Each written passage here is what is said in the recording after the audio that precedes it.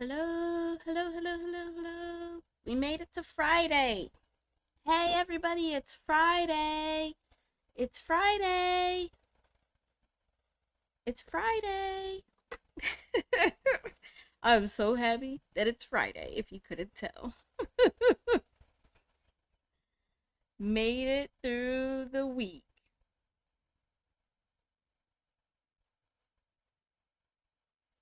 Hi, Tarot Goddess. How are you? How was your week?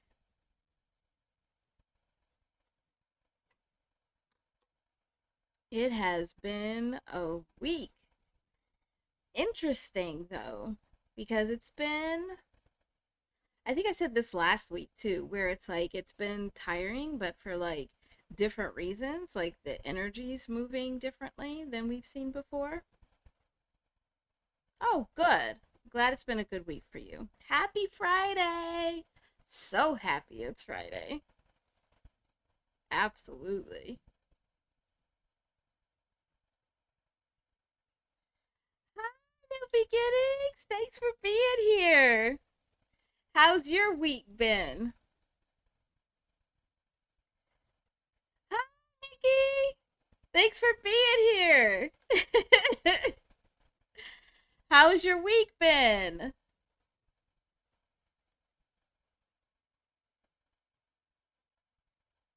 How's everybody doing? I am so tired, but it's that weird tired. Like I've been um trying to think too hard, so I just need to relax. I need to just stop.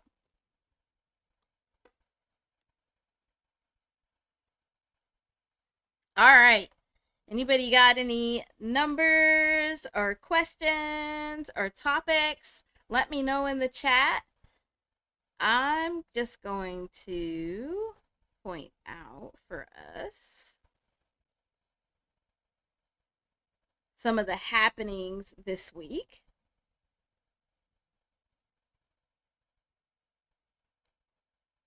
Hey, hey, yes, yes, Nikki, that's been happening for all of us.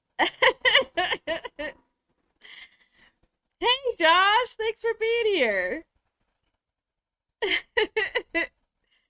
So yeah, we are continuing in this couple of different retrogrades that are happening.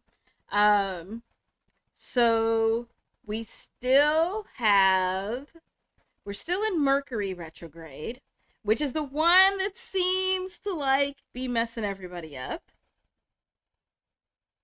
Hey, Chico, thanks for being here. Hey, Judy, thanks for making it. How's everybody doing? Everybody good?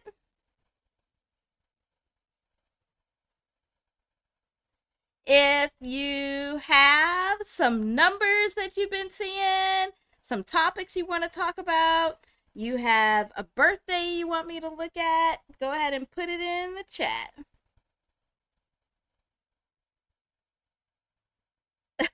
Thank you. I appreciate you keeping your word. Okay, so we have been dealing, yes, we're still in retrograde season. And right now, we still do have Mercury in retrograde. Um, that's going until the 28th. So we have like one more week of Mercury retrograde. And Mercury is all about communications. So when it's in retrograde, there can just be disturbances in outward communication because retrograde means you're supposed to be turning it inward. You're supposed to be using it inwardly. So your communication should be more of an inward practice while Mercury is in retrograde. And if you have to communicate outward, take your time. Be a little bit slower with what you're saying. But we also have oh, and this is in Scorpio.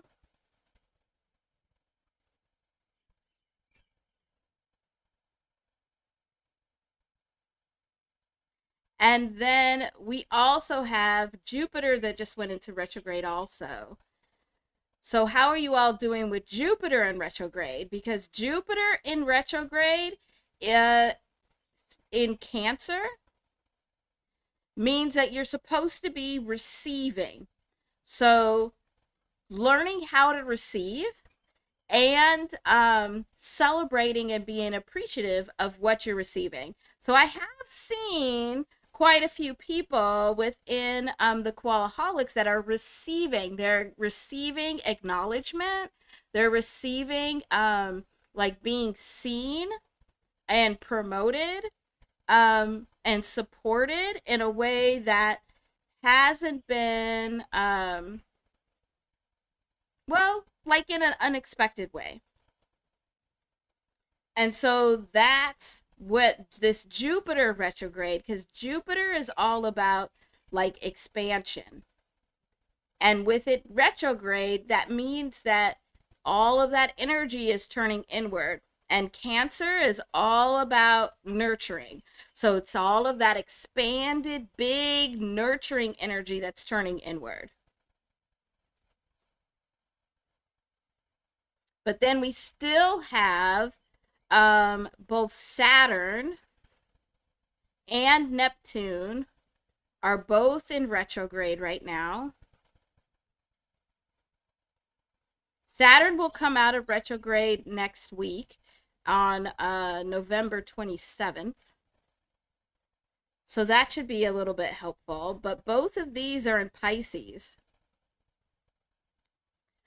So lots of big emotions happening. Oh, hi, Tiptoe Joe. Thanks for being here. Oh, hi, Cousin B. Hi. Thanks for being here. Glad you could make it.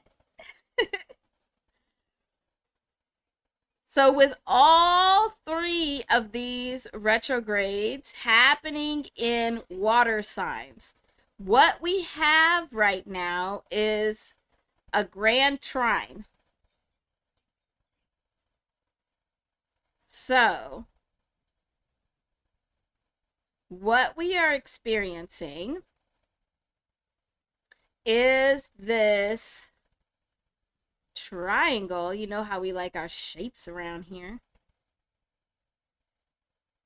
where it's all in water signs.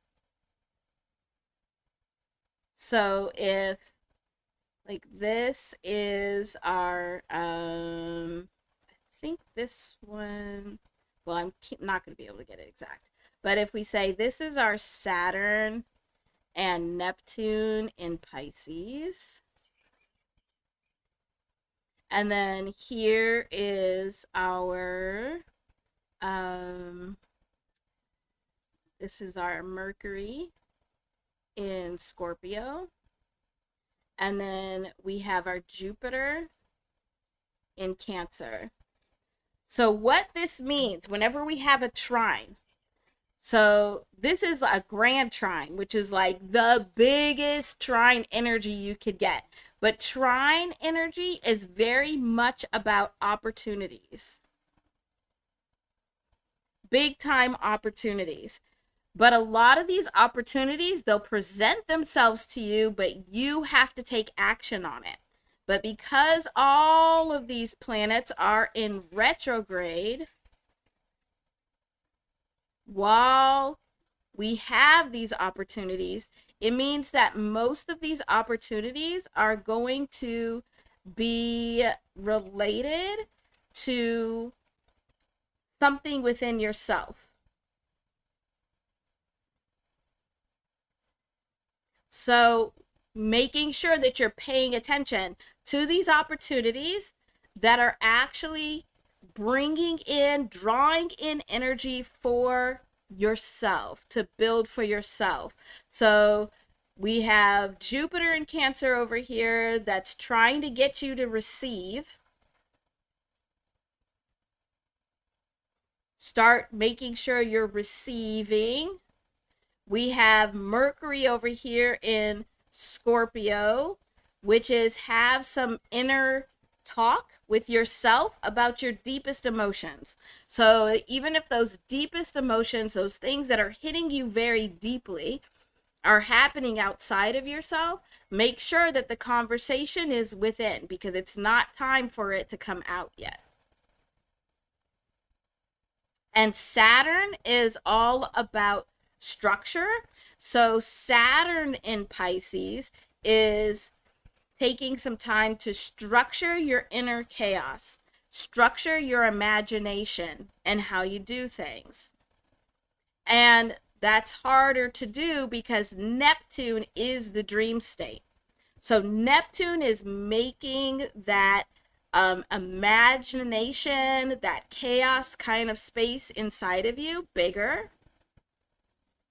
But Saturn is trying to help you get some structures around it so you can actually take advantage of these opportunities.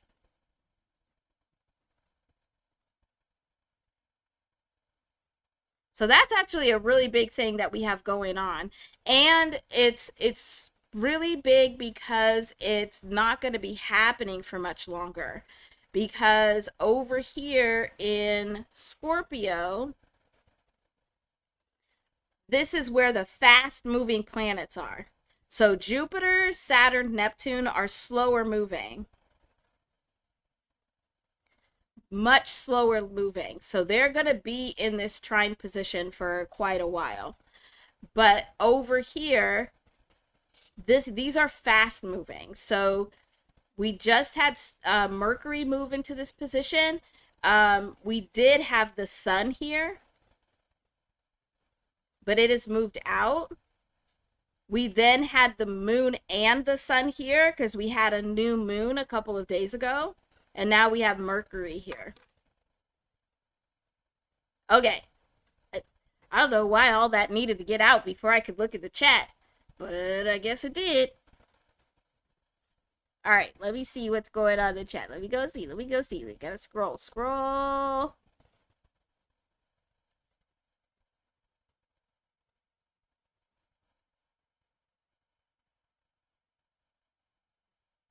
Okay, let me scroll. Okay, here we go.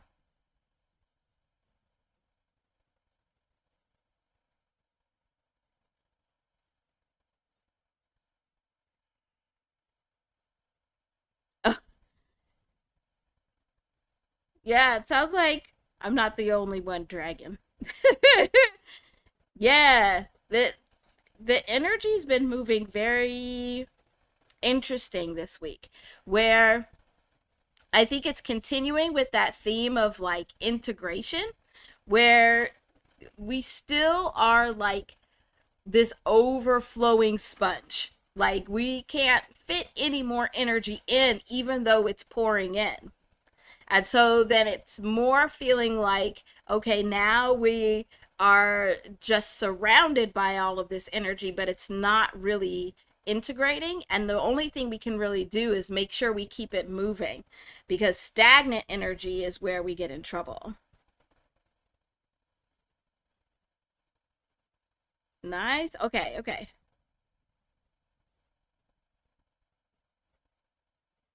Okay, new beginnings. You want me to look at this birth date?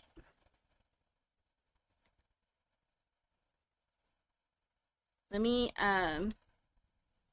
write it down. Let me write it down so I don't forget it.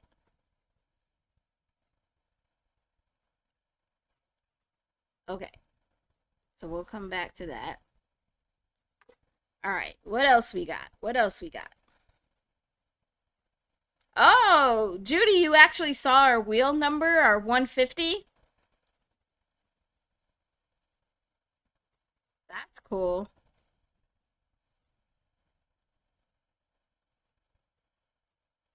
Okay, okay. Let's see.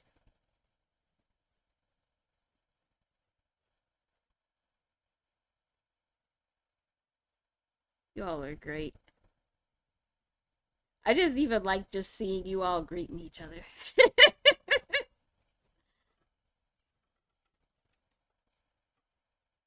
That's a good question, Josh.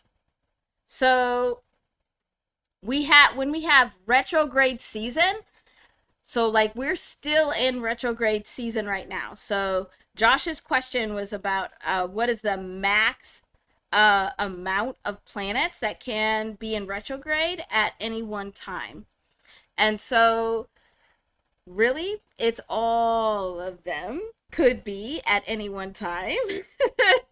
um that's very rare, but I have seen it where usually retrograde season you'll get up to like seven, but that's including Chiron. So like Chiron is in retrograde right now also, where that's the our wounded healer. So that's when our wounds are opening up. Fun. That's fun. But typically, I mean, you could get up to 10. So if you had all nine of what we still call planets in astrology plus Chiron, you could have up to 10 retrogrades happening at one time. Um, Retrograde season is when they usually are going retrograde and direct back to back. But the thing is that all of the planets move at such different speeds that it's really rare to have them retrograde at the same time. So like these slower planets like Saturn and Neptune and Jupiter, they'll be retrograde for like 3 to 6 months, sometimes more, because they're so slow moving. Whereas Mercury is our fastest moving planet. It has like a 3 week retrograde period.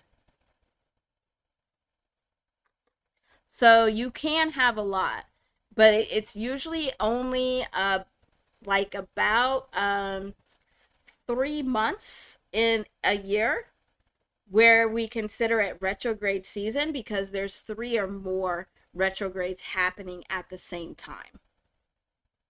What's really rare that is happening this year is that we have so many planets changing signs, because also those slower moving planets, they'll stay in a particular sign for like 9 to 15 years. I think Pluto's the longest, where it'll be there for like 18, like I think 15 to 18 years it'll be in a sign. And so we've had actually multiple planets move to a different sign within the last year and a half. And that's actually where a lot of this shifting energy has come from. Because when you're shifting a planet into a different sign, now that's bringing in a rush of this new energy that we have not seen before. Especially when we've had a slower moving planet in a sign for like 9 to 15 years, we're kind of used to it. So when it changes, it feels very abrupt.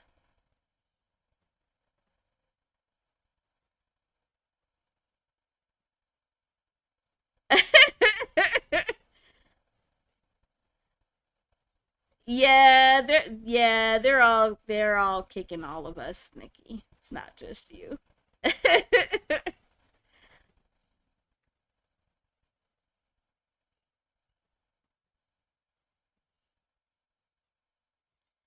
Yeah, Chico, it's something like that. But what's so interesting is we like to look at these numbers because we are looking more at the vibrations. So if you want to go look up exactly what is the speed of the earth going around the sun, then we can break down that number. Because that number is very much holding some coded energy and messages from the universe.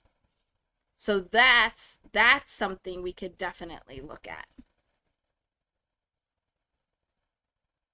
So like we had Pluto moved out of Capricorn into Aquarius right near the end of 2024. And to give you an idea of like, Pluto moved into Capricorn in 2008, and it moved out of Capricorn 2024, and then it retrograded back into Capricorn and moved out of Capricorn like 100% done early 2025. So it was there for a very long time. And it's interesting because Pluto is the planet of transformation, of huge transformation. And so when Pluto is changing signs, it's changing things drastically. So when it was in Capricorn, it was actually disrupting the structures, because Capricorn is all about the structures and the systems of things. So when it was in Capricorn, it was very much causing some disruption to try and get transformation in the areas of the systems and the structures and the foundations that we stand on. So thinking about from 2008, the things that happened in 2008 all the way to 2025, what were the big structure and system, not necessarily full transformations, but just the awareness of what needed to change, because things have to be broken down first. And now with Pluto in Aquarius, Pluto just recently moved into Aquarius, and it'll be there, I think, until 2033, I think. And in Aquarius, so Aquarius is about doing things differently, but very much about like a humanitarian cause. We the people is represented best by Aquarian energy. So Pluto moving into Aquarius is very much about like, all right, what needs to be shaken up so that more people are being connected but are also being served. And it's interesting that we're at a time where we're having like a huge humanitarian awakening, where there's a lot of people that are becoming very aware of what in their life is pulling down their energy, and how, and wanting to know how to raise their energy for themselves. So yeah, the planetary movements is pretty interesting. Changing signs. Like we have retrograde season every single year for about 3 months a year. So not saying it's not interesting, but the really impactful things is when those slower moving planets in particular are changing signs.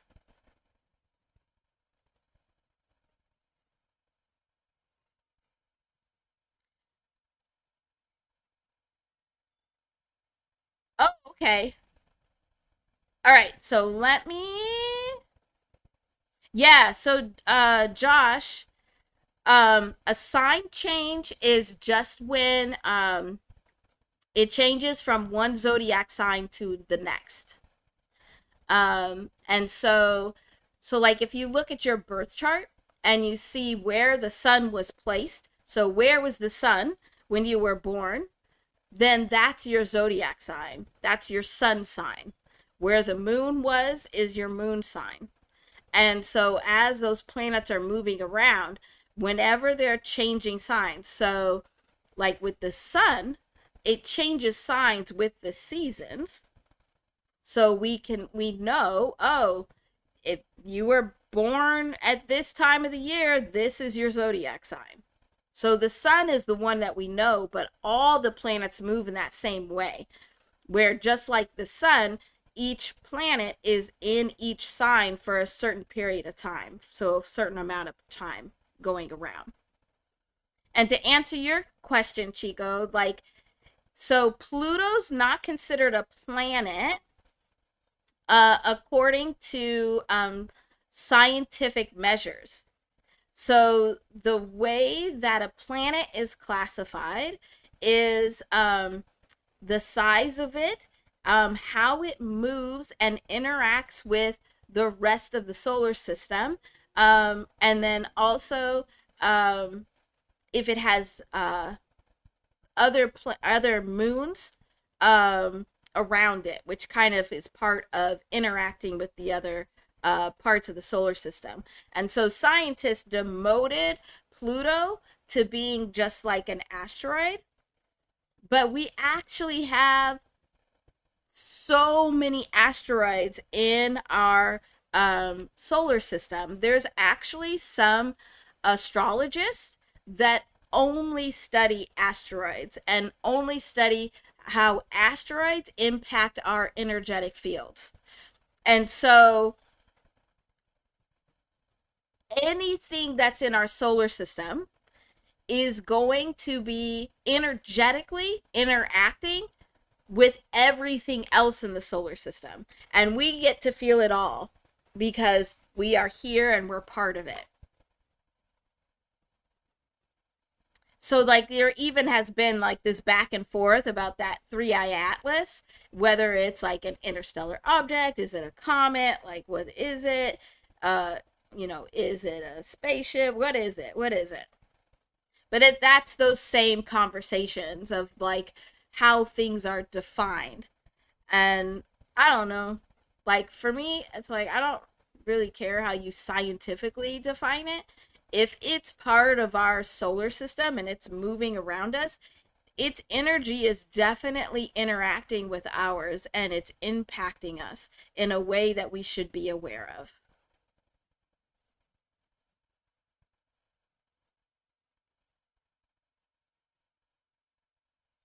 Yeah. Yeah, it's considered a dwarf planet. Yeah. So like it's they have the classification. So like they have the gas giants, um that those outer planets that are they're just gaseous planets, but they're not like the sun where it's still a star. So really like those gas giants are like dead stars, but not. Because the way they interact with other things around them and having moons, if they have a gravitational pull, if they have electromagnetic field, all of those things go into the classification of the different objects. Yeah, it's actually interesting. It's interesting. Um, and it's interesting to actually look at the history of how they've made some of those determinations. Yeah.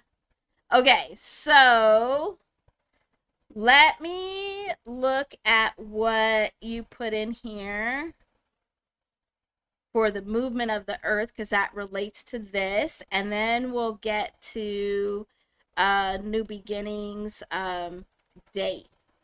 Don't let me forget. Yeah. Okay. Yeah, Mercury is the fastest. Cuz it's the closest. So it like when we watch track and field how um that inner that if they're going around the circle, they have to be staggered because that inner circle, that inner lane actually has a shorter uh time around. Uh so it goes faster. It can get around faster. Yeah. Ah, hey, Slay Queen. Thanks for being here. And wait, why don't I see V? Oh, there you are. Hi, V. I saw someone else see your name, but I didn't see you. I'm so glad you made it. I missed you too. Yeah, you've been trying to get going. I feel like I've been walking through mud all week.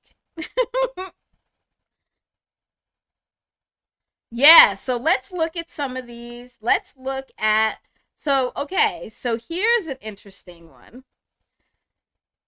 So Chico put in here. Yeah. So 67,000 miles per hour is how quickly the earth is moving around the sun.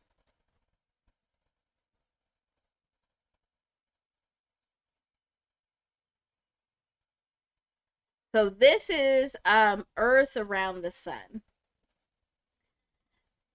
But this tells us actually so much information from um from the universe, cuz 67 is actually the numerical vibration of the word water in English.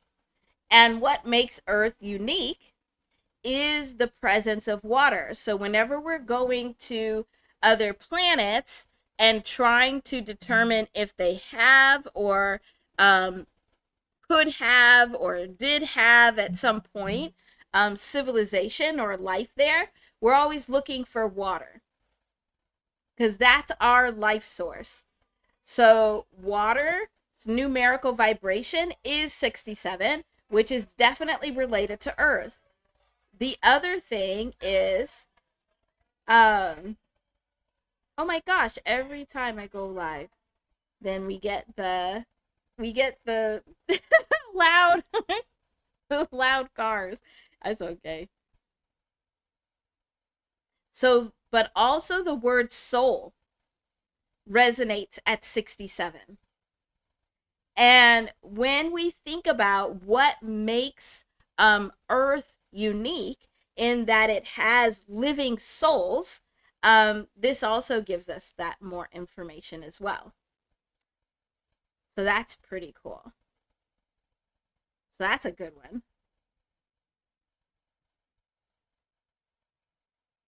Oh, I love science. Well, and like math is just kind of my world. I guess, I can't avoid math because I just see numbers everywhere all the time. Uh but yeah, I love science. Love science. And I think it's very interesting to be able to connect what we are finding out scientifically to what we're also experiencing and seeing energetically and spiritually, because they're all so tied. I like being able to see that intricate web of those weaving together. I think it's very cool. Okay, I gotta catch up. I gotta catch up in the chat.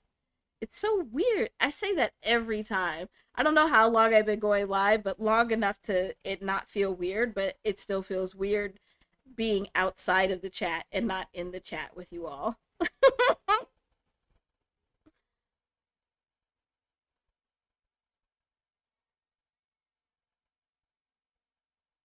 Yes.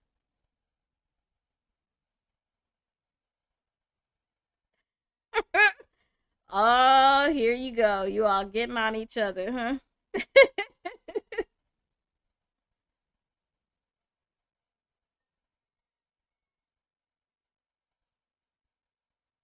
That's awesome. I love science.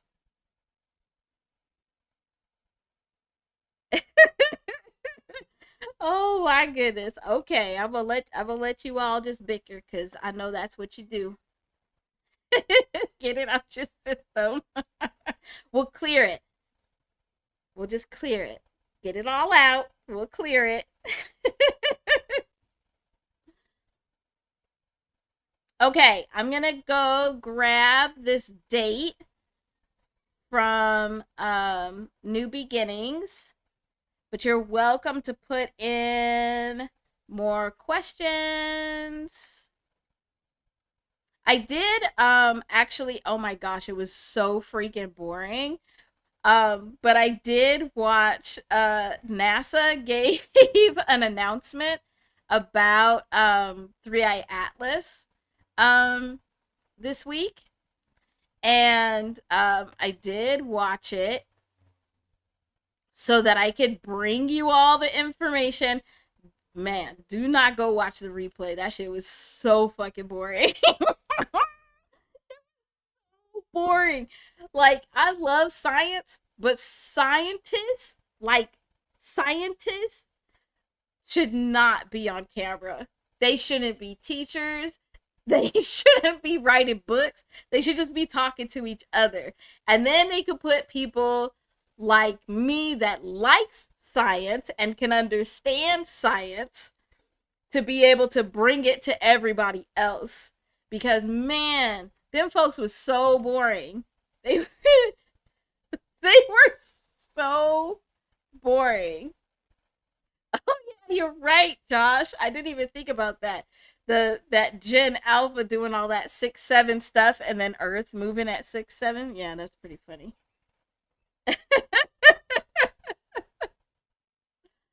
Oh my gosh. Okay.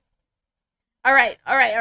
So before I start on this, I'm going to go through the chat and see if there's anything else I need to put on the list so that I do not forget.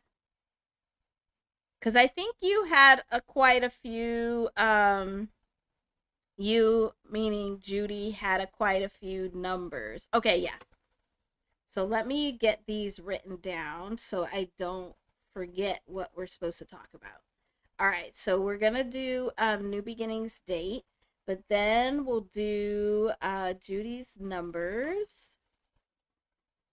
So 777 and 222. You're getting so good at typing these numbers out, Judy. I'm sure you love that because YouTube keeps wanting to block them. Um, and then 222 again. So just let me know if this is I'm getting them right, Judy. So then 150, 1111. Yes, I see your word numbers. Okay, and then what else? Let me see. What else do we have? What other questions? I did want to, before so I don't forget, I did even, man, that shit was so boring. I still cannot get over how boring that. Man, let me tell you, I was directed to both watch NASA's report on Three Eye Atlas, which was boring as hell, and I had to watch all of the congressional proceedings on the 18th, all of them. I was like, can't I just stay for like the one vote that everybody cares about? Nope, I had to watch all of them because there was a ton of messages in there. But it was boring. All that shit was fucking boring. It was so boring. Okay. But I'll tell you about Three Eye Atlas. Let's see what else we got. What else we got in the chat that we need to talk about?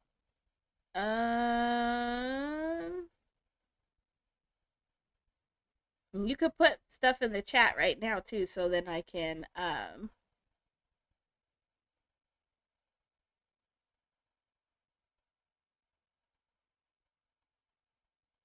yeah, okay.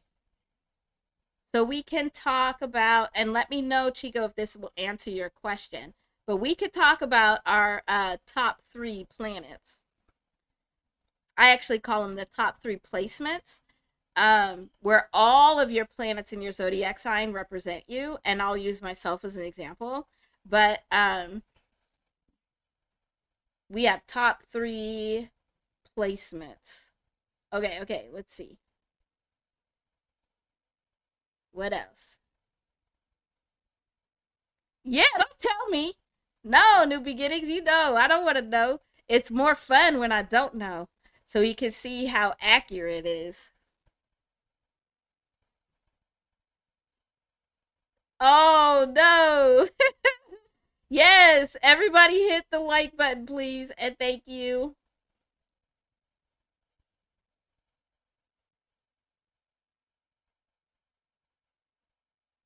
Okay. I'll be here.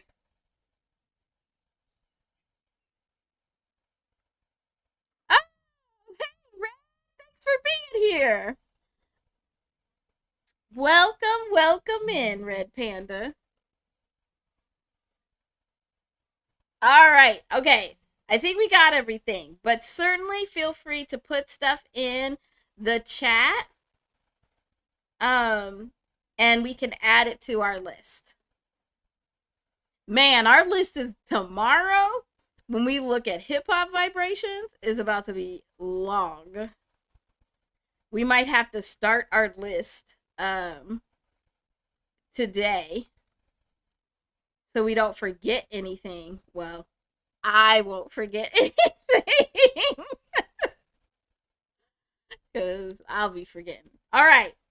So, for anybody that hasn't seen me do this before, what we're going to do is we're going to calculate the life path number for this birth date.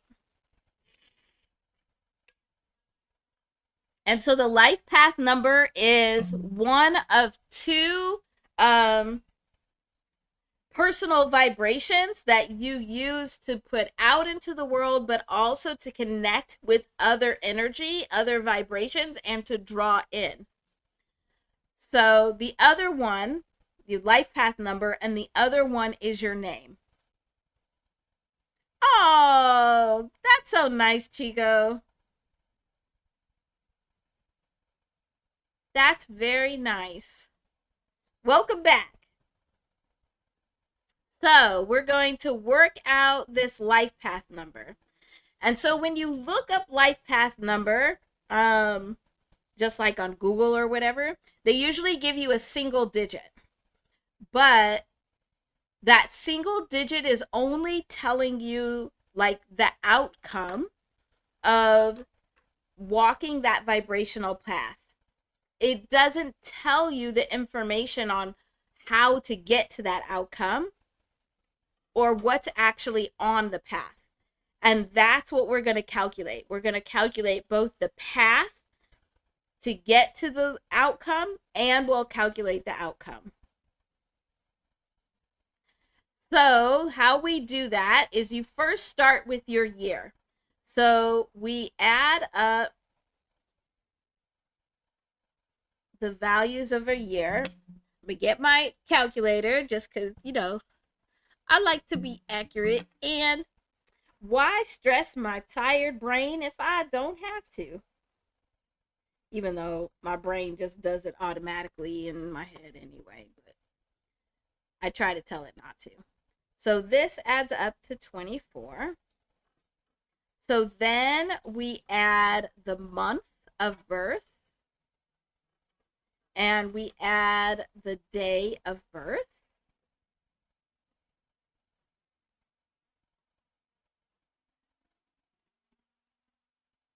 Interesting. Okay.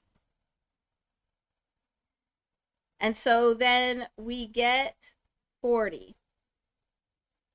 And so then this is the path. We add 4 plus 0, then we get a 4. And so then this is the path where we have step 1.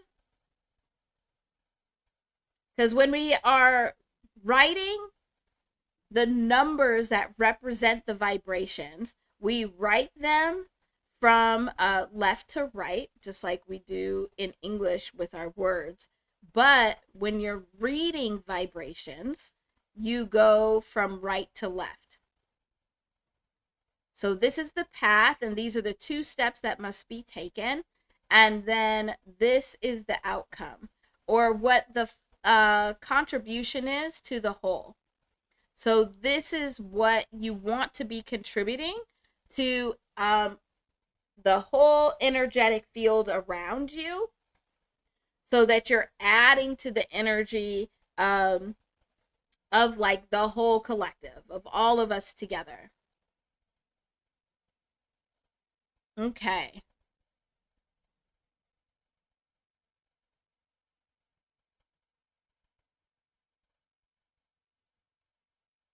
That's great. Yes. Thank you. Thank you. Thank you for doing that, Chico. Being that example.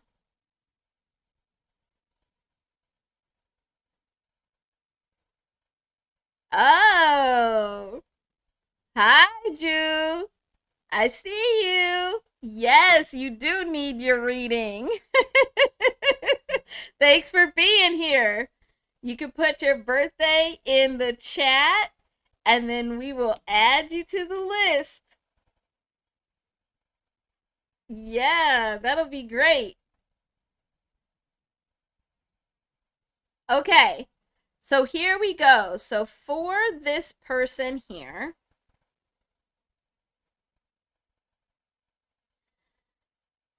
so their ultimate outcome, what they're meant to contribute to the whole, is all around stability and foundation.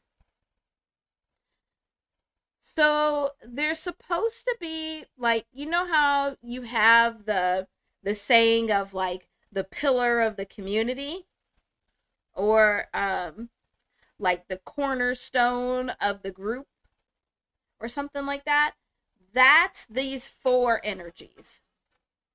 Um so these four energies are very much contributing to the energetic stability and foundation of the whole. And okay, I'm going to write down, I need to write down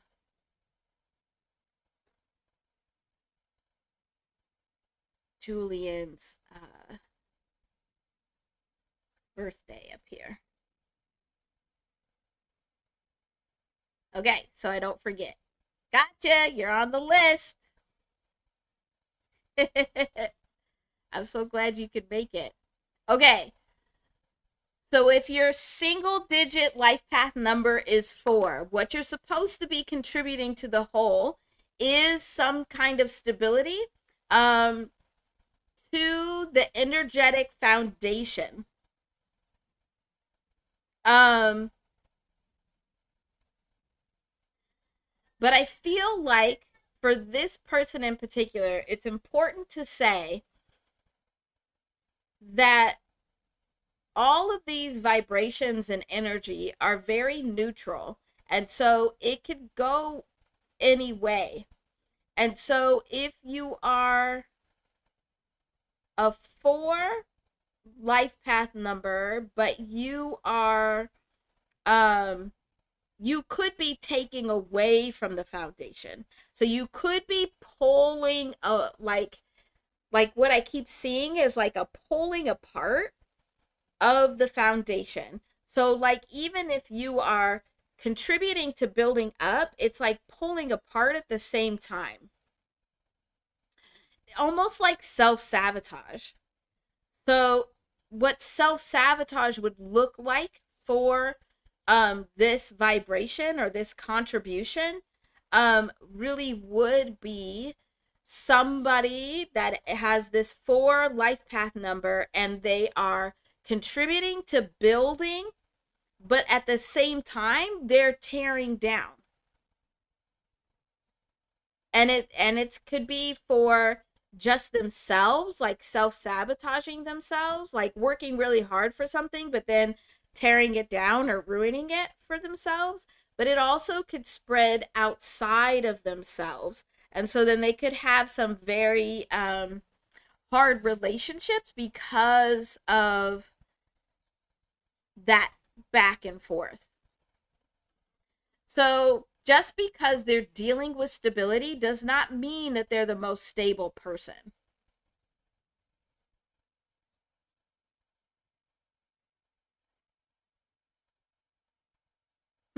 Okay.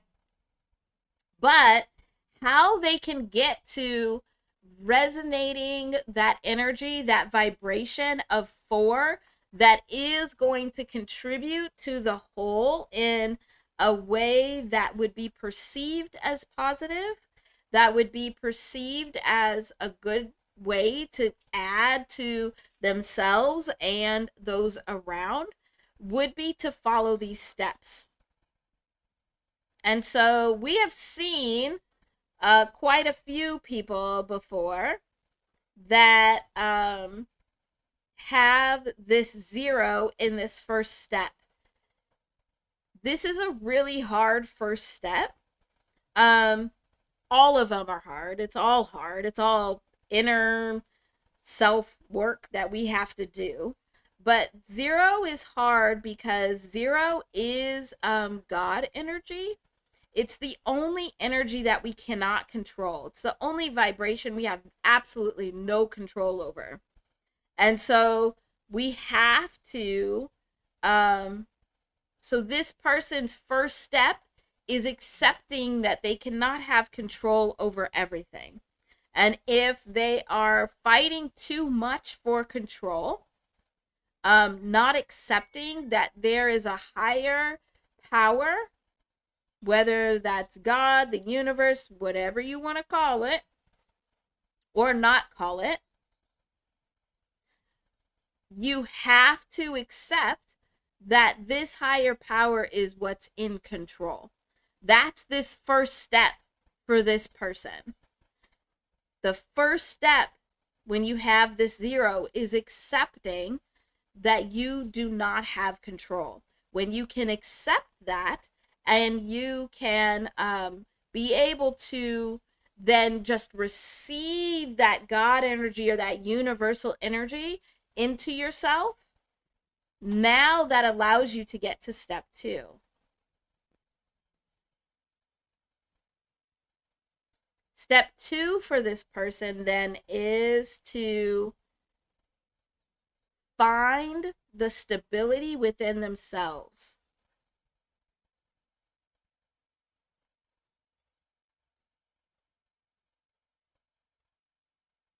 So all of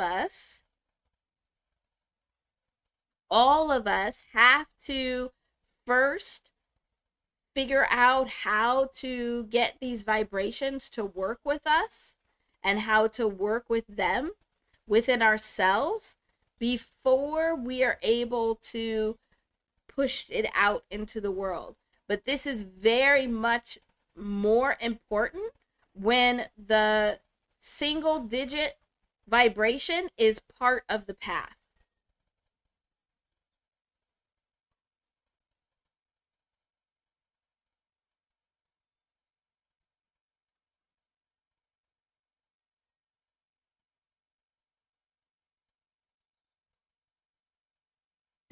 Okay.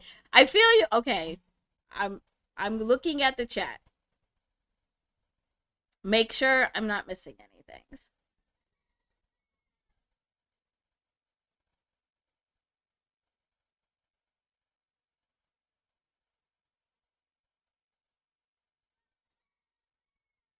Hmm.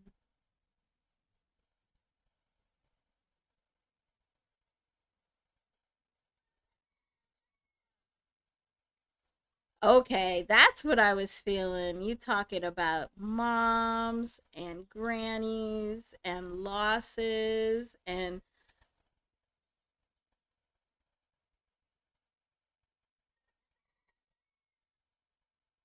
okay. You all are so good to each other.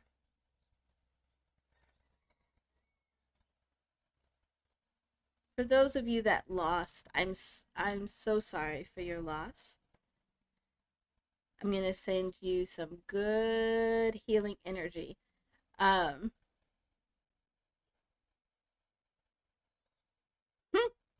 okay. So this is going to be a little weird, but what I'm feeling, okay. So, for those of you that are connecting with those loved ones that have passed on, by thinking about them, you are calling them to you.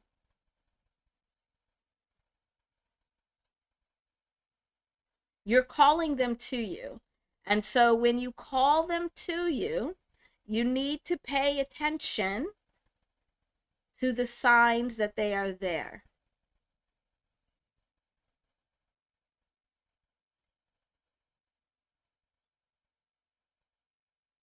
because they're there.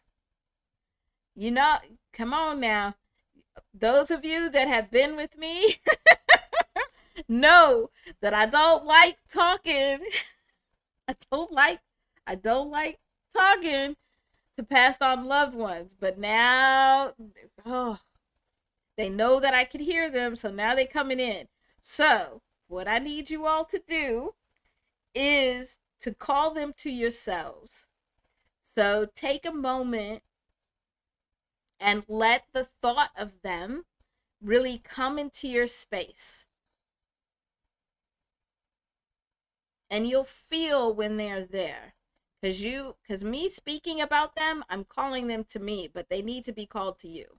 So call them in whenever you think about them, whenever you speak about them, whenever you feel that connection that you still have with them. That is calling them into your space. So make sure that you are paying attention to the signs that they are there.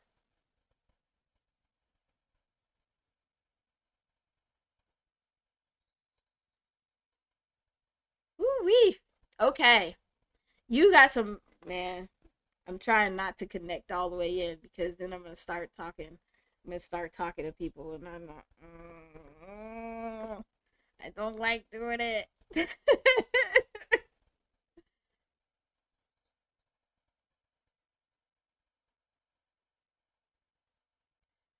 We can look at all of those surgery dates as well. So whenever you have any kind of event, you can certainly bring it in here. We can look at the dates. We could look at the dates with your personal vibration. Um, and I could give you some tips of things you could do to make sure that it goes well. That's crazy, Judy. For the last 48 hours, yeah, it has been a lot of losses. But even more so, and I think a lot of that is because of those retrogrades we were talking about, but especially that retrograde in Cancer, because Cancer is the sign of the moon, and the moon is representative of the mother or nurturing.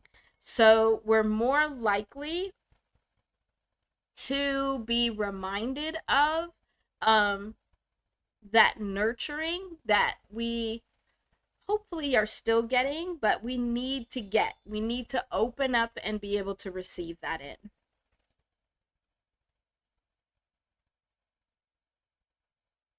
Yes, we have multiple retrogrades that are still happening.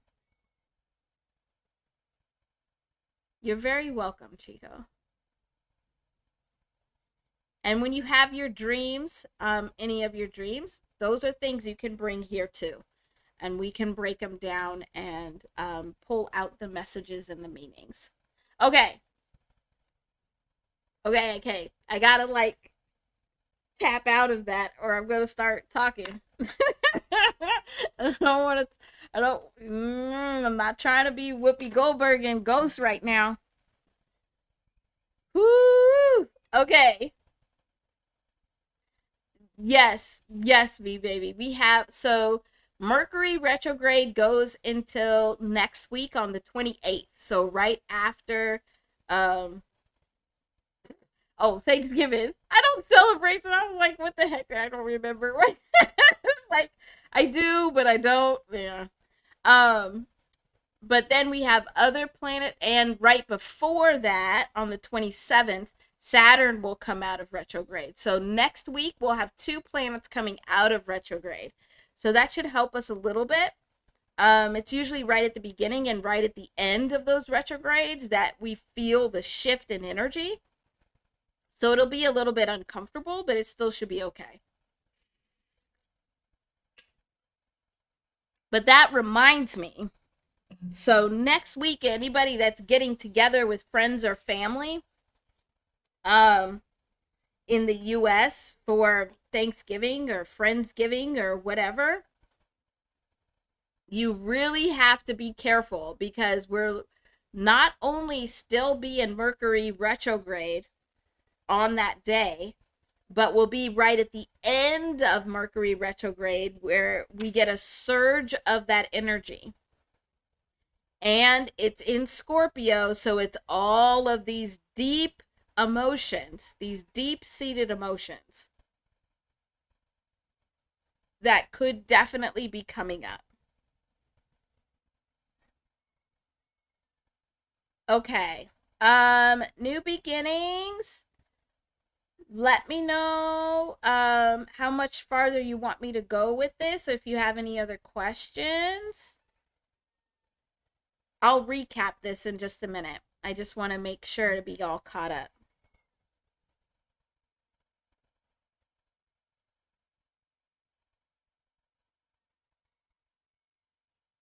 Oh, thank you, Chico.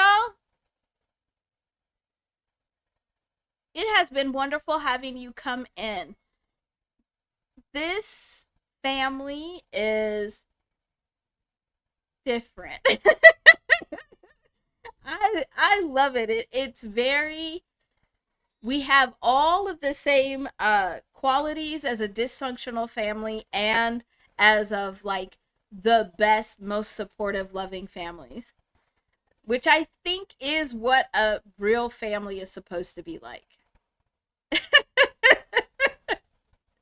Like, I think we're supposed to be in like a very neutral kind of space where we have all of the dysfunction and we have all of the love and support, like unreal love and support in the same space.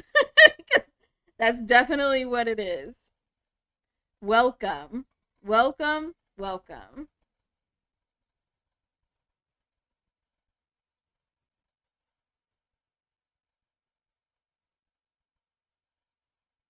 Oh, yeah.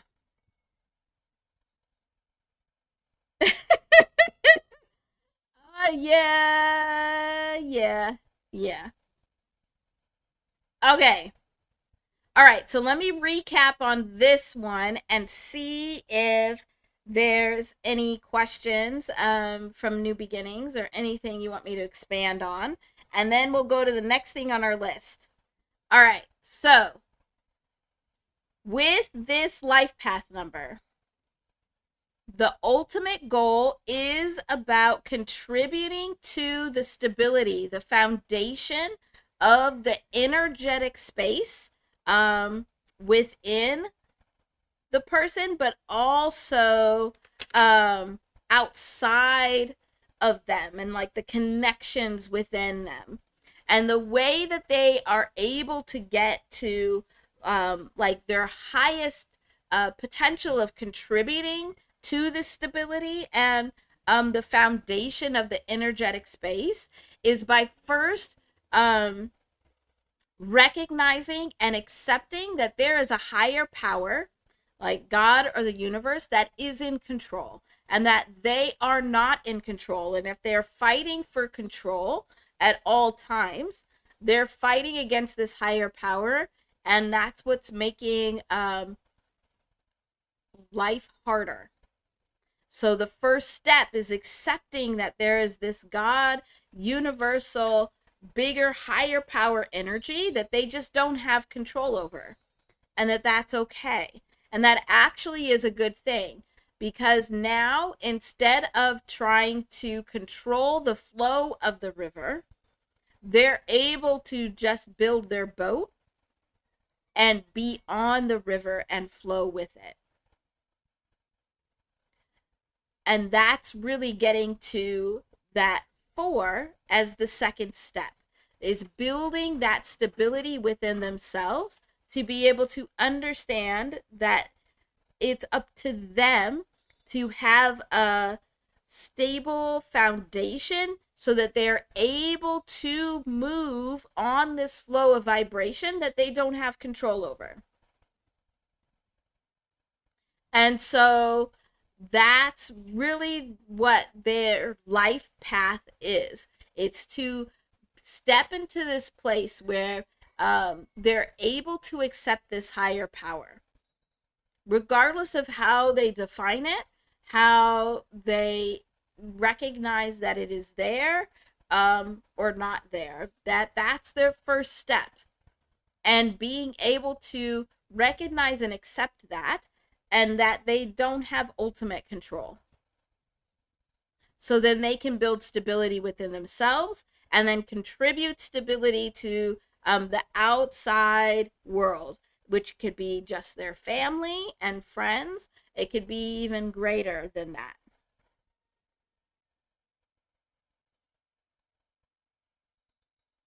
Okay.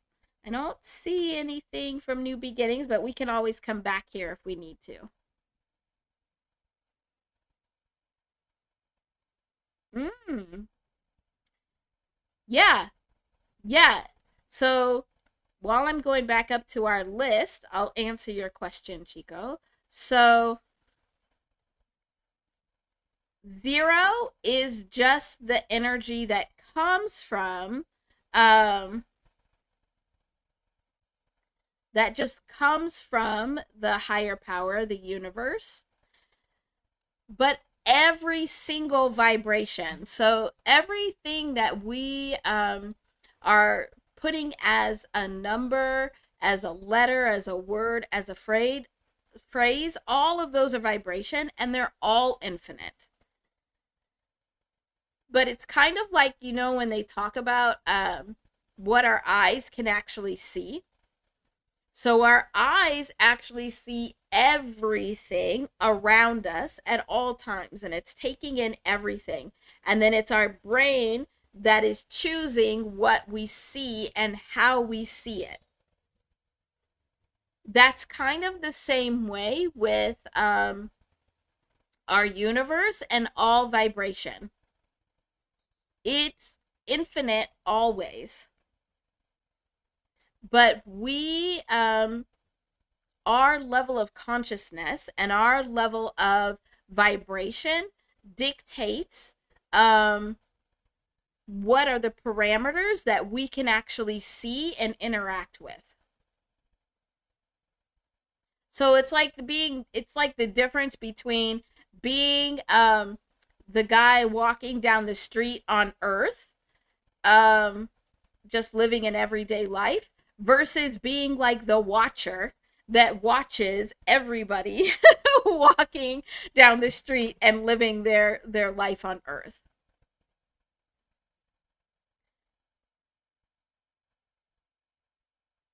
And then as you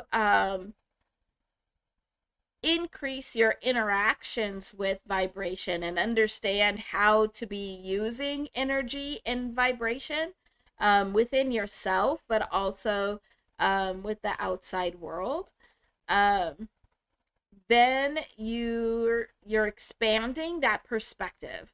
So then you're getting to see more of the infinite.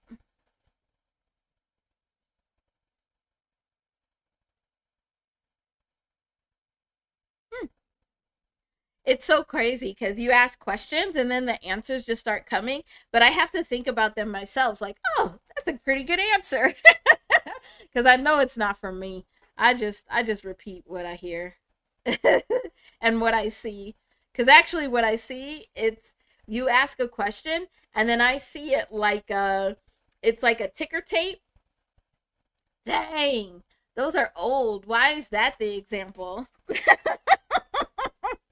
I'm not that old, but like where really like at the bottom, we still have that. We have the bottom of like the sports newscasts or the sports games, or where anything where it's like going along the bottom giving you more information. That's what I see, but it's all numbers.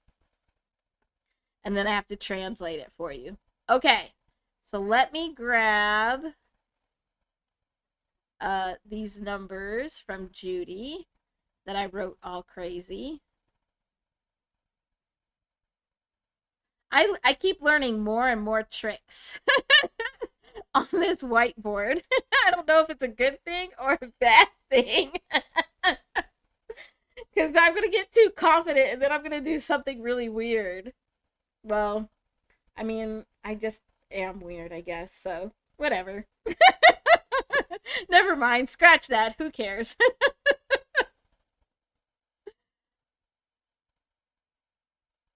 Okay, the third number is a time. Okay. So here, this one is a time like this. uh, you know what, Lasavius? We all are weird. And learning is fun. I guess that makes us weird too, but I love this stuff. Okay, so Judy, is this right?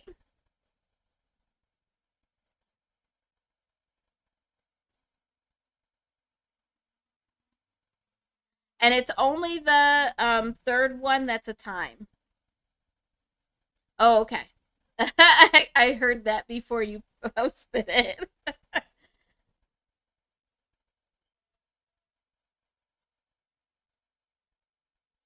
Okay, new beginnings. Have a good time with your babies. See you soon. Thanks for being here.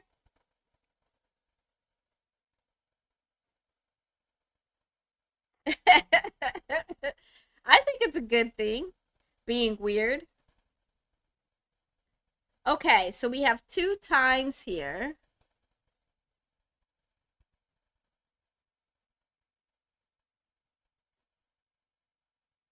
And Judy, did you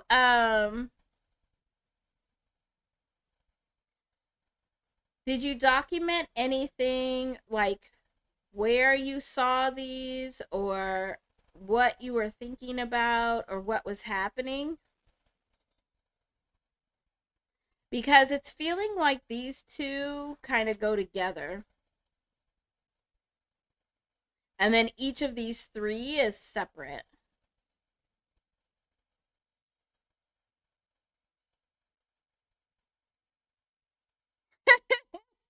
Yes, me baby, it is time.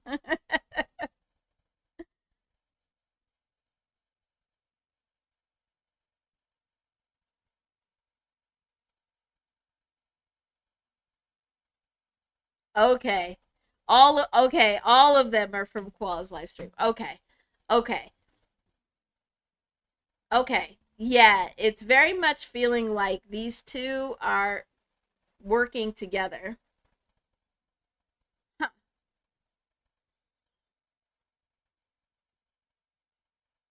I might save these first two for last because of course they're doing something interesting.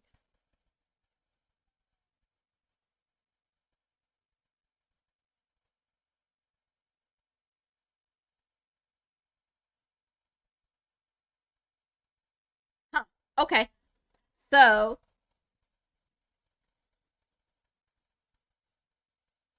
hey, LTFM, thanks for being here. It's good to see you.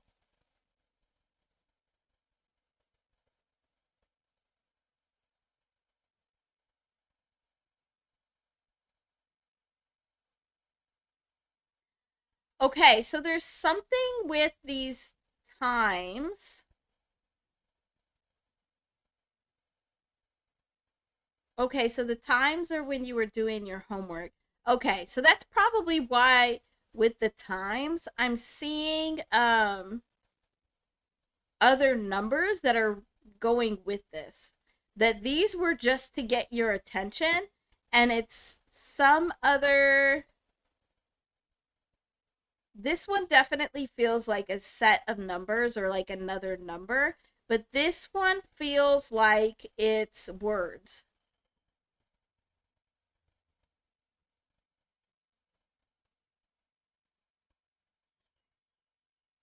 So it's like at this time, there was some other number that you also saw around that same time, either right before or right after this. And that's actually where the message is. And then kind of the same thing with this 1111, but it was words. It almost feels like this could be lyrics, because it looks very much more like music. Like the weaving of the vibrations, there's other things included in there.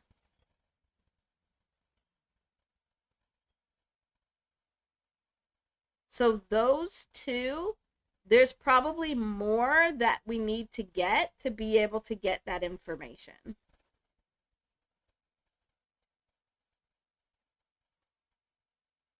And then this 150 is really cool because this is our um, vibration of the week.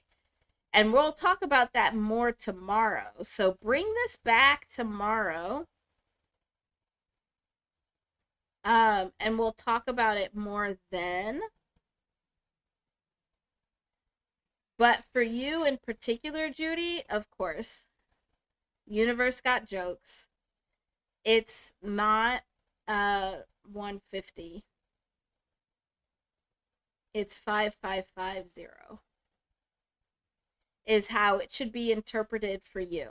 So we'll talk about 150 tomorrow, but this 5550 is very much, it's telling you that God or the universe is supporting this message of change that has been coming into your space. And with the fives in every area, it is change in all areas of life or in multiple areas of life.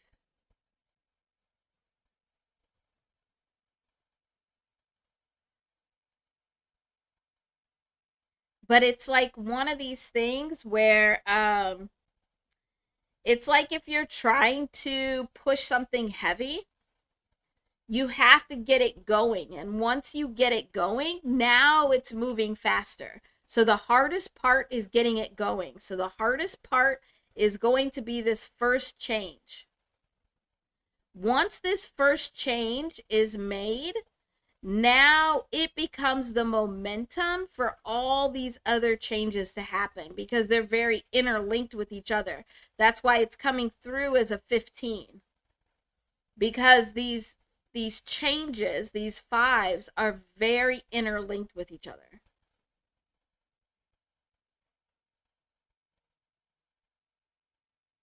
And then that very much leads to these first two numbers because what they were doing, well, what they are doing when I'm looking at them, is these vibrations, this 777 and 222. This 777 is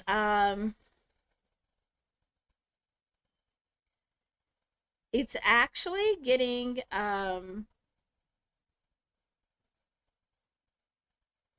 very interesting. It's showing this weaving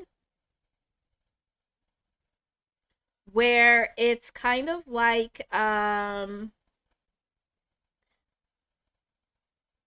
it's like, I don't know if I could draw it like this. So when you like look at like we've been talking about science, but how when you look at like chemical bonds and so this 777, the way that it's behaving is like this 23, this set of 23 is at the nucleus. It's at the center. And 23 is the numerical vibration of I am.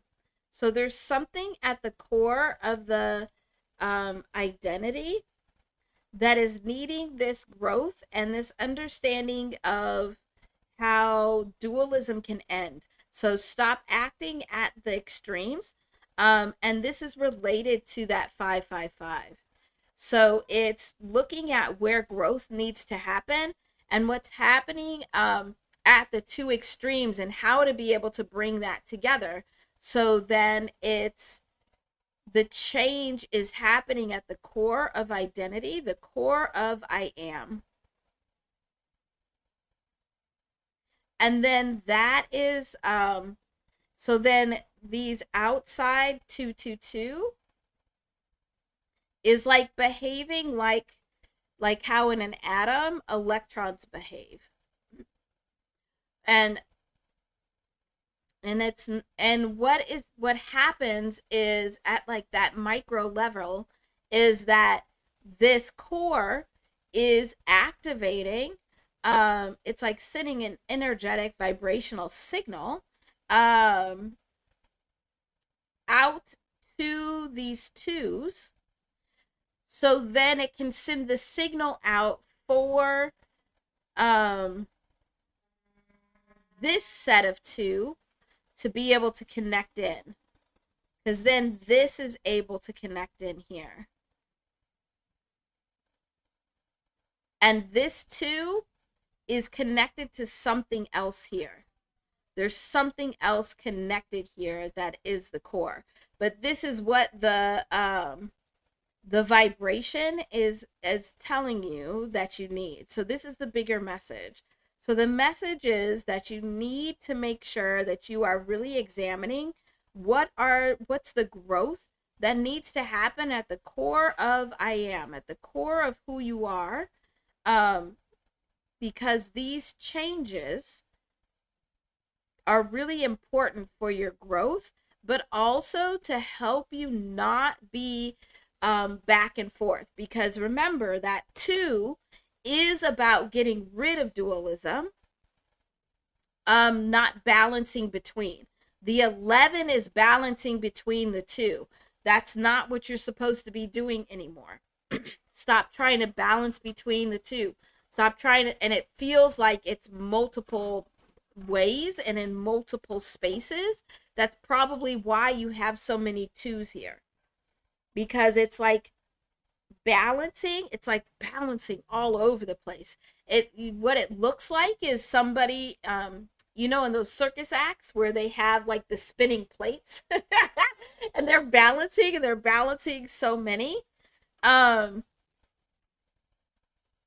it's dangerous, because as soon as those plates fall, then they can fall, and it can all go bad very easily with one wrong move. That's what's happening with the balancing. And all of us are supposed to be moving out of this space of 11 and into this space of 2. So this is not just for Judy, but it's for all of us, that these 2s are coming into our energetic space to let us know no more balancing. No more balancing. We need to be taking what is working for us from both sides and creating something new. The way that we get to our next vibrational state of being, so how we can raise our vibrations, is through creativity and community. So connecting with each other in a true community type of way, where it's not a balancing between give and take, it's a new way of being in community. That's getting rid of one of those 11s and making it a 2. And then through creativity, because with true creativity comes true innovation, and becomes where we can see what these 2 extremes are. And instead of trying to balance between it, now we can use our creativity to be able to pull from both of those extremes to create something brand new that's outside of dualistic plane. So it's outside of dualism.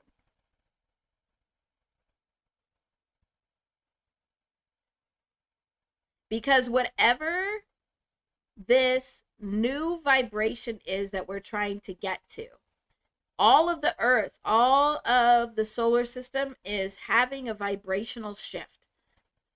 But in this vibrational shift, we cannot make that vibrational shift fully if we are still operating in a state of dualism.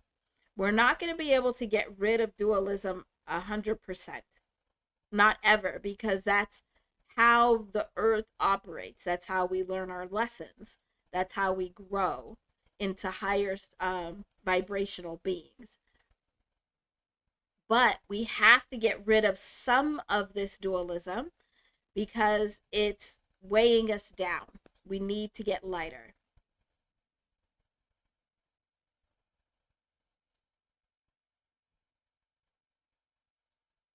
Okay. Is that it? Nope, not it. It's not it.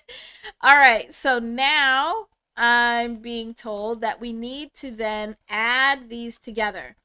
So, Judy, let me know if you have questions because we've gotten through the individual message and we've now stepped into this bigger message that is actually for us all. So, for us all, we need to make sure that we are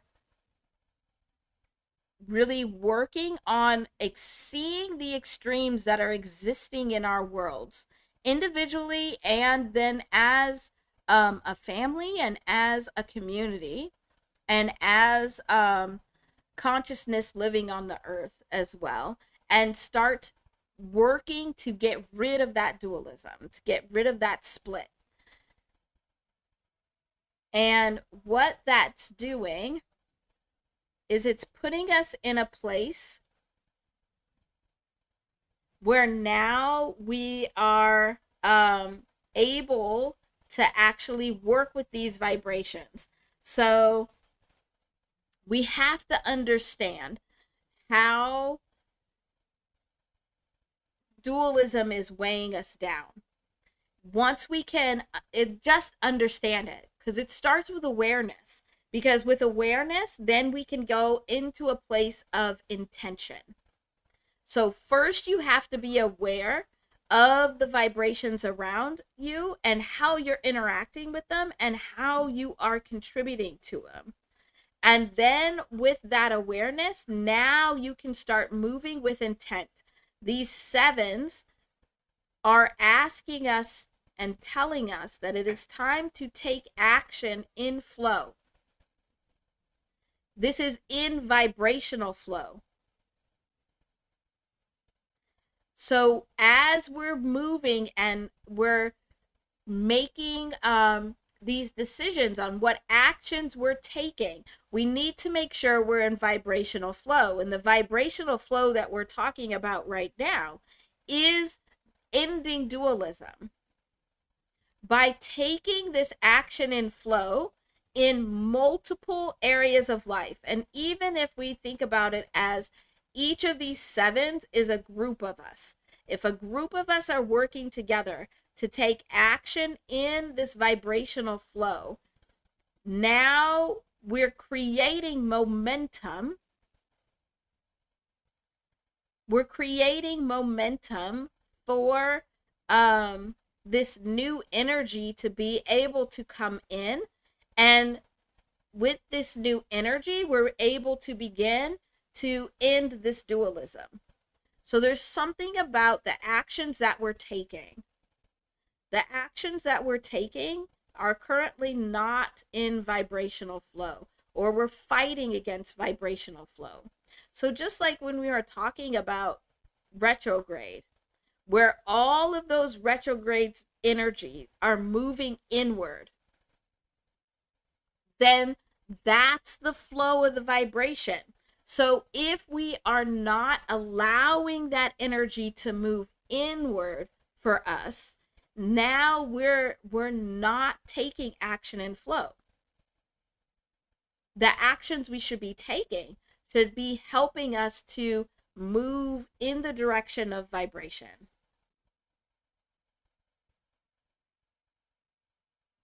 We'll know if we're moving in the flow, in taking action in vibration, because it'll happen without us really doing anything. In those moments where we're like, oh, that was way easier than I thought it was going to be, or I didn't even try to do that and it happened. Like I didn't even try to get recognition from somebody else or from a bigger creator or bigger reactor, and it just flowed in. That's a signal that you are in flow, and the actions that you are taking are in flow because it's flowing in without much effort. But there is something very much about community and working together to take these actions. So we got to be aware of that. Once we are able to take that action and flow, then that's allowing this new energy to come in. So then we can end dualism. And that's when we get to this 222, where it's ending dualism in these multiple spaces of life. I think that's also why, like this week in particular, we were seeing that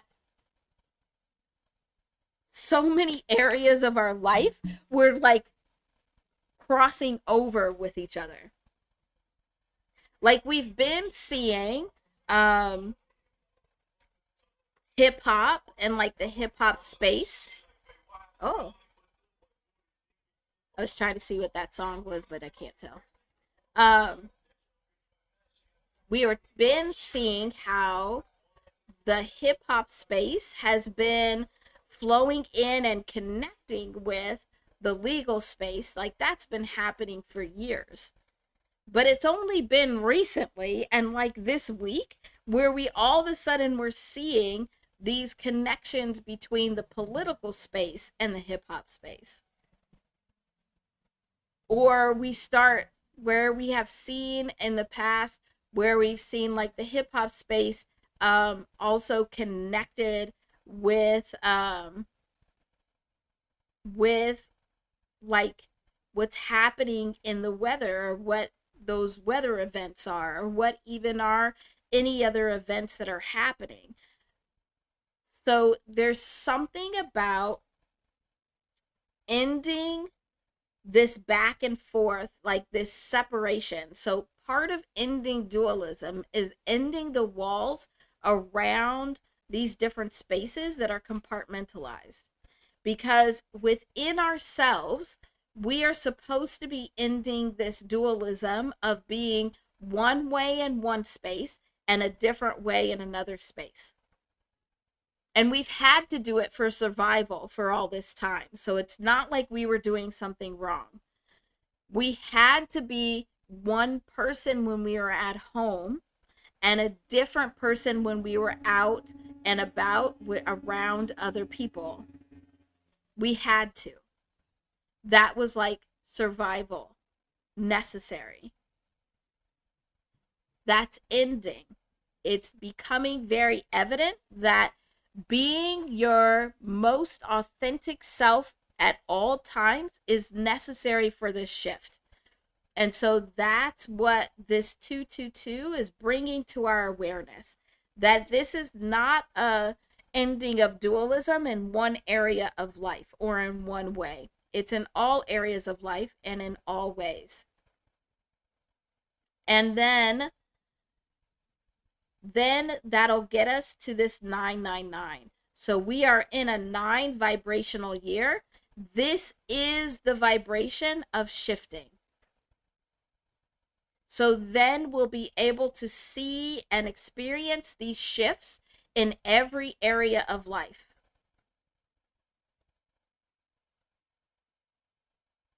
And that culminates in the full connection of that 7 and the 2.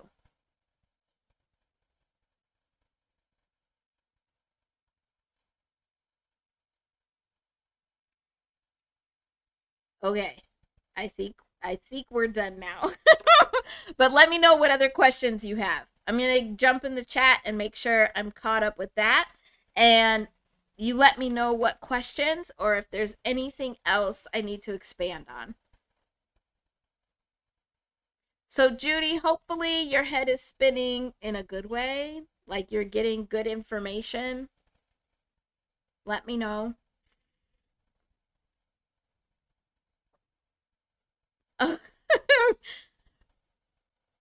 Thank you, Chico. Good. Good. I want you all to learn. Learn. And this is for me too. Like these are very much things that I need to be I need to learn and be reminded of on a regular basis, because it's so easy to fall into a complacent vibration, a complacent energetic space where we're just going along with it. And that's not what we want. We are wanting to very much not just be victims to this shift, because this shift is happening whether we like it or not, because it's the earth and everything upon earth and everything that interacts with earth that is shifting vibrationally. So it's happening whether we like it or not, but we want to be active participants in it. We want to be able to be aware of it so we can be intentional in it. So that's what we're doing here.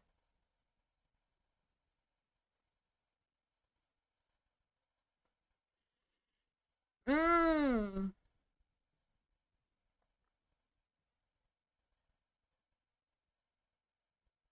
Yes. Yes. Yes, Josh. And yes. Okay. Yes. Okay. So I'm getting scolded now because there has been a video that I've been supposed to be doing all week long. I've been supposed to be recording this video. I even was like, oh, I'll record it before I go live. And then it just kept getting later and later and later.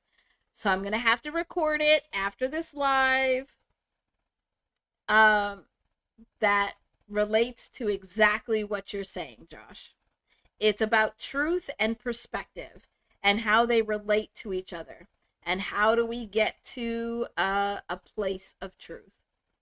So I'll do it. I'm going to record it. Calling me out, getting me in trouble. Whatever. I got myself in trouble. It's so funny because, like, I very much pride myself on listening to what God wants me to put out and being like that vessel to um, give messages. But there's sometimes I'm just like, oh, I don't want to. This is too big, too heavy. And every time that happens, you know what I see? I see Jonah and that damn whale. I see Jonah and that damn whale. And I'm like, oh gosh, okay, fine. Because that's exactly what Jonah did. So there's, yeah, where he didn't want to give the message. He was like, no, have someone else do it. I know it's needed. I'll put it together. It'll come out later tonight. I'm saying it out loud on recording so everybody hears. I'll put it together and I will post it later tonight. Okay. Okay, you're welcome, Judy. Yeah, let me know if anything else comes up. Okay. I'm gonna do it. Sometimes it's not fun, like going all freaking deep. I'm like, why do I gotta be the one to talk about all this deep shit? But it's okay. Because at the same time, I love it. But the man, when we be going like super deep, I'm trying to find our list. Where is it? Oh, that's not our list. Oh, there you go. Um, when when we start diving really deep into these vibrations, um, it's like I'm trying to like describe it to you. So,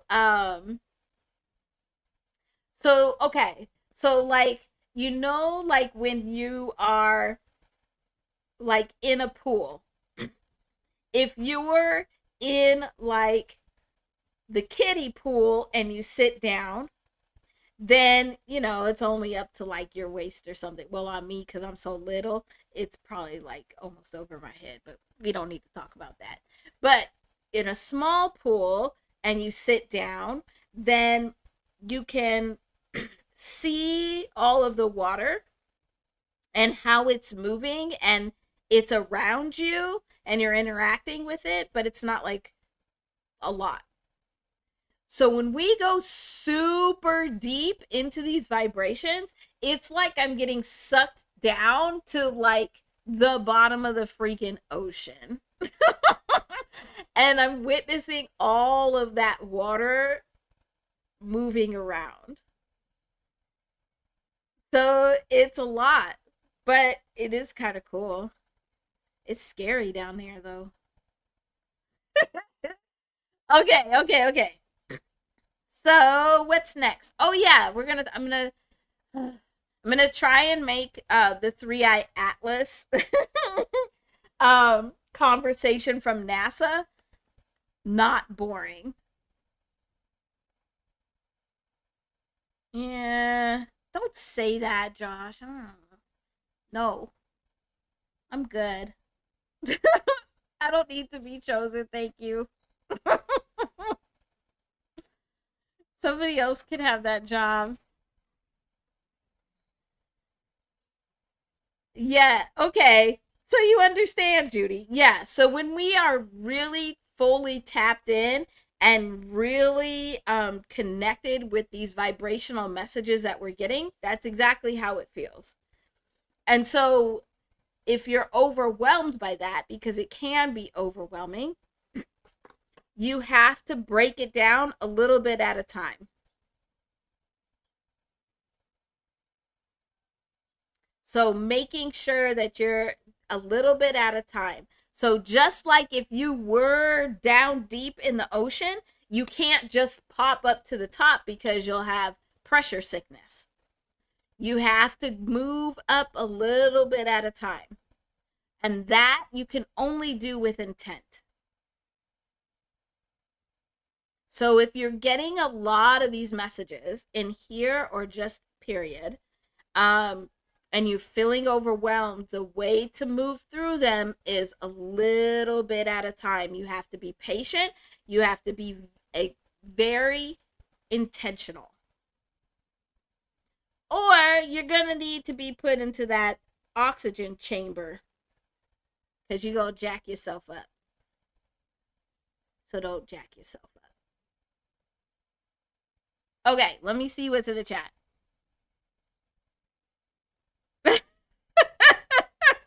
Thanks, Josh. Thanks.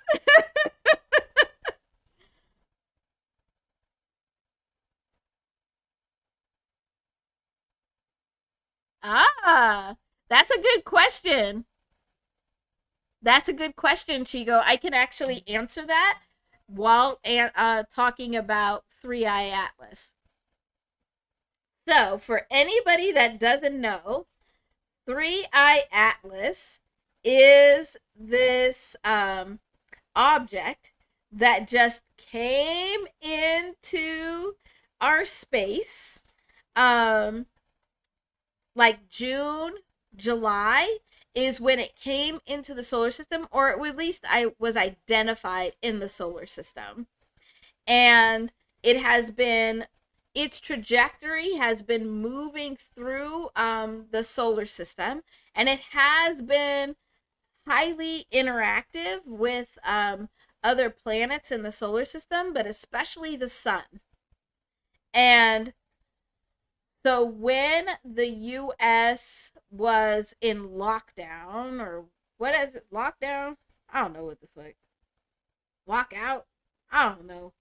I don't know what they call it. But when they weren't funding NASA, then nobody was at work at NASA.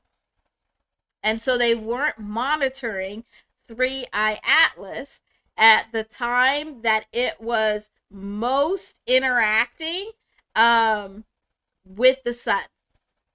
So what we've actually been seeing is that Three Eye Atlas, there's something about Three Eye Atlas, and there's other comets that are in the solar system right now. But Three Eye Atlas is different because they can tell by the way it's moving that it's coming from outside of our galaxy. It's coming from way far out. So we have not seen this makeup of the material that it's made of together, and it's moving in a way we haven't seen before.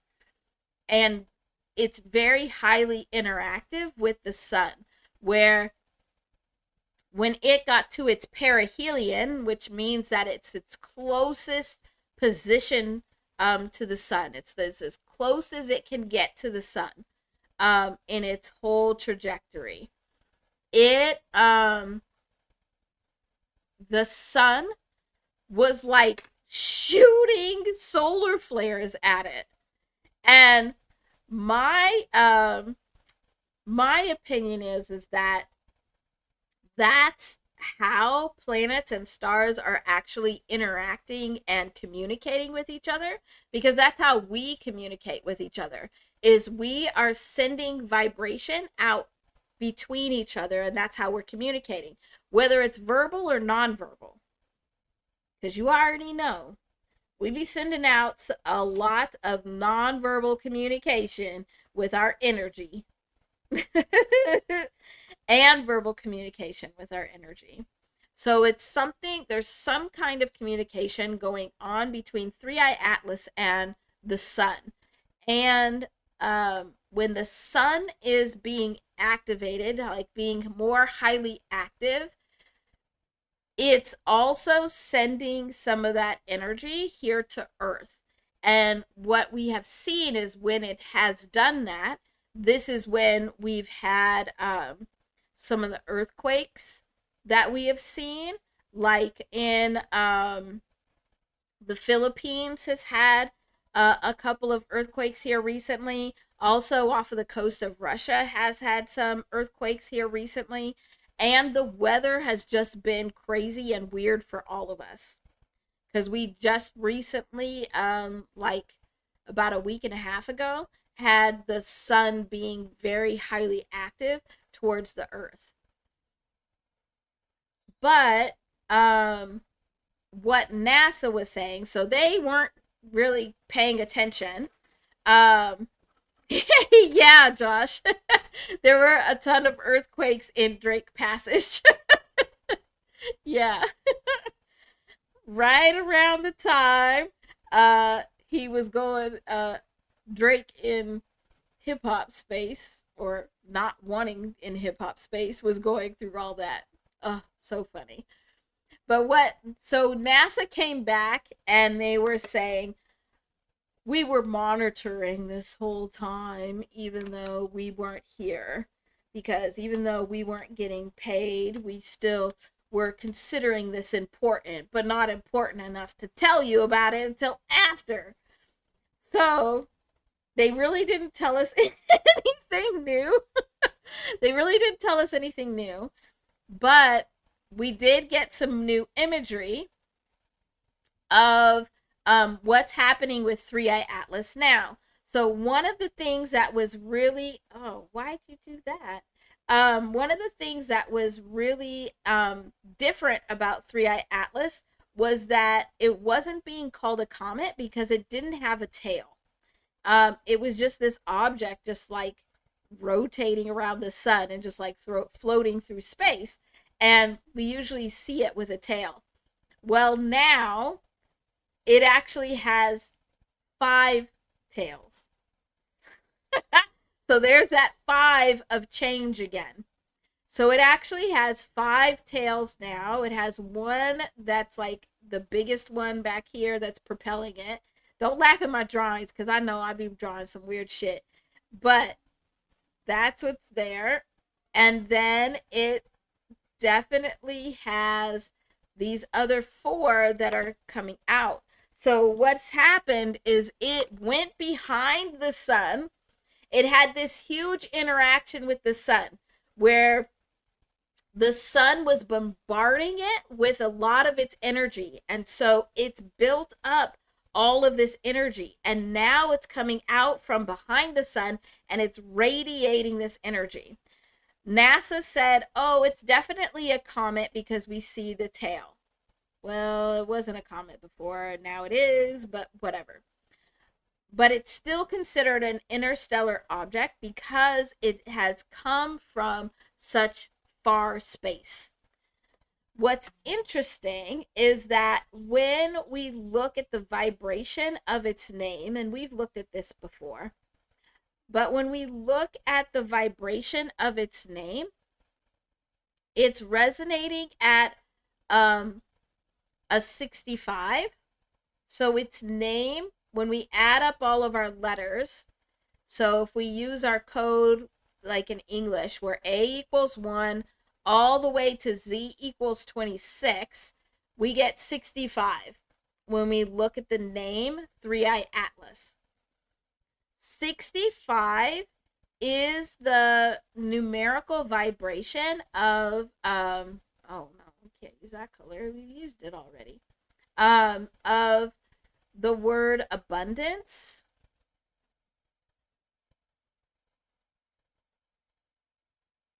And so it's very much telling us, look, you need to get to this place. We want to give you this energy to get you to a place of abundance. But this change has to happen. And you have to examine your comfort zones. Because there's a lot of things that you are comfortable with that you should not be comfortable with. So make sure you're changing that so that you can establish these new comfort zones. Because in those new comfort zones, then you're able to accept this abundance. This also was interacting with when we were talking a lot about mirrors and how mirrors, vibrational mirrors, is how we learn. So the vibrational mirror of 65 is 56. And 56 is the numerical vibration of healing. So it's through the lessons of 3i Atlas around abundance, how to receive abundance, that we learn the lessons that we need for our healing. And no, NASA didn't say any of that. They were so boring. But a lot of the words that they used, even like the scientific words that they used, were resonating at either this 65 or this 56. So the vibration was there. So reading those vibrations is why I had to be there and listen to that boring ass shit. But this is the message that it was telling us. And so then to answer your question, Chico, whenever we have any of these vibrations, any and all vibrations are neutral, meaning that it encompasses everything that's positive and everything that could be negative within that same vibration. And so, like, for example, if we took like just the 6, where 6, so if this is 6 of comfort zone or comfort, we know that we could have positive comfort zones of things that we're comfortable with, that are actually contributing to our health and our wellness and our good life. But we could also have comfort zones where it's like, you should not be comfortable with that. And we've been facing that a lot, and as individuals, but also as a larger collective, where there's been a lot of things that have been presented to us, and it's like, are you really comfortable with this? You should not be comfortable with this. And so all along any of these vibrations, there's always going to be multiple things, and it comes back to actually that video that I need to make, that I will make, but it's based on your perspective. So here's another example, and this is the example I'm sure some of you have heard me say multiple times because I use it quite often. Let's see, what example let's use 44. So if this is the vibration of 44, and one person's perspective is right here, and they are seeing this 44 vibration and interacting with this 44 vibration at this point. And at this point, this is the word faith, which does resonate at 44. And so that could be a positive or a negative thing for that person. It's based on their perspective, which is based on their own experiences as to, is this a positive or a negative thing? But then we could also have this another person or another perspective over here that is then seeing this vibration of 44 here, and this is the vibration of hope. And again, it could be positive or negative. It just depends on their perspective. And then we could have a third perspective that's looking here, and now this vibration, now they're seeing 44 as karma. Again, it could be good or bad. So all of these vibrations are neutral. Everybody experiences them based on their own perspective. That's how we are able to get the messages that we need and the lessons that we need for our learning and for our growth. Because it's all based on our own perspective. So really,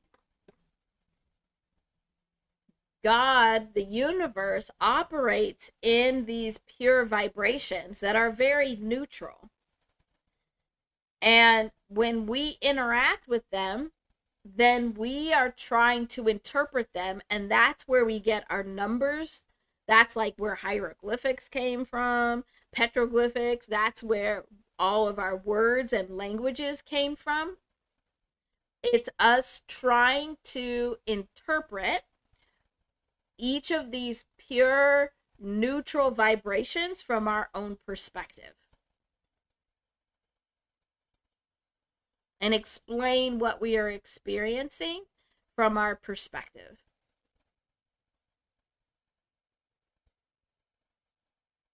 So that's Three-Eye Atlas and answering Gino's question. Okay, good. I'm glad that makes sense.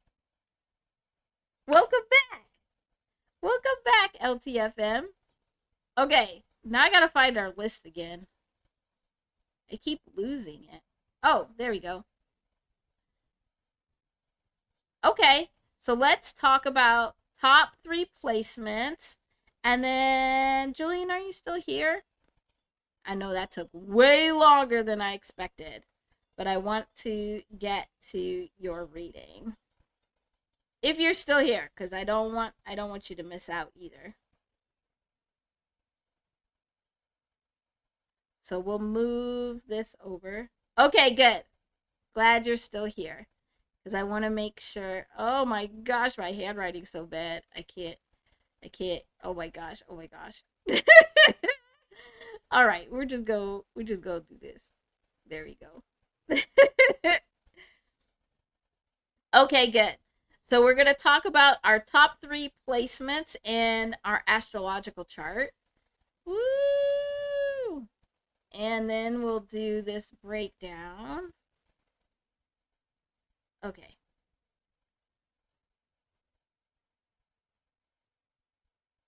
Goodbye.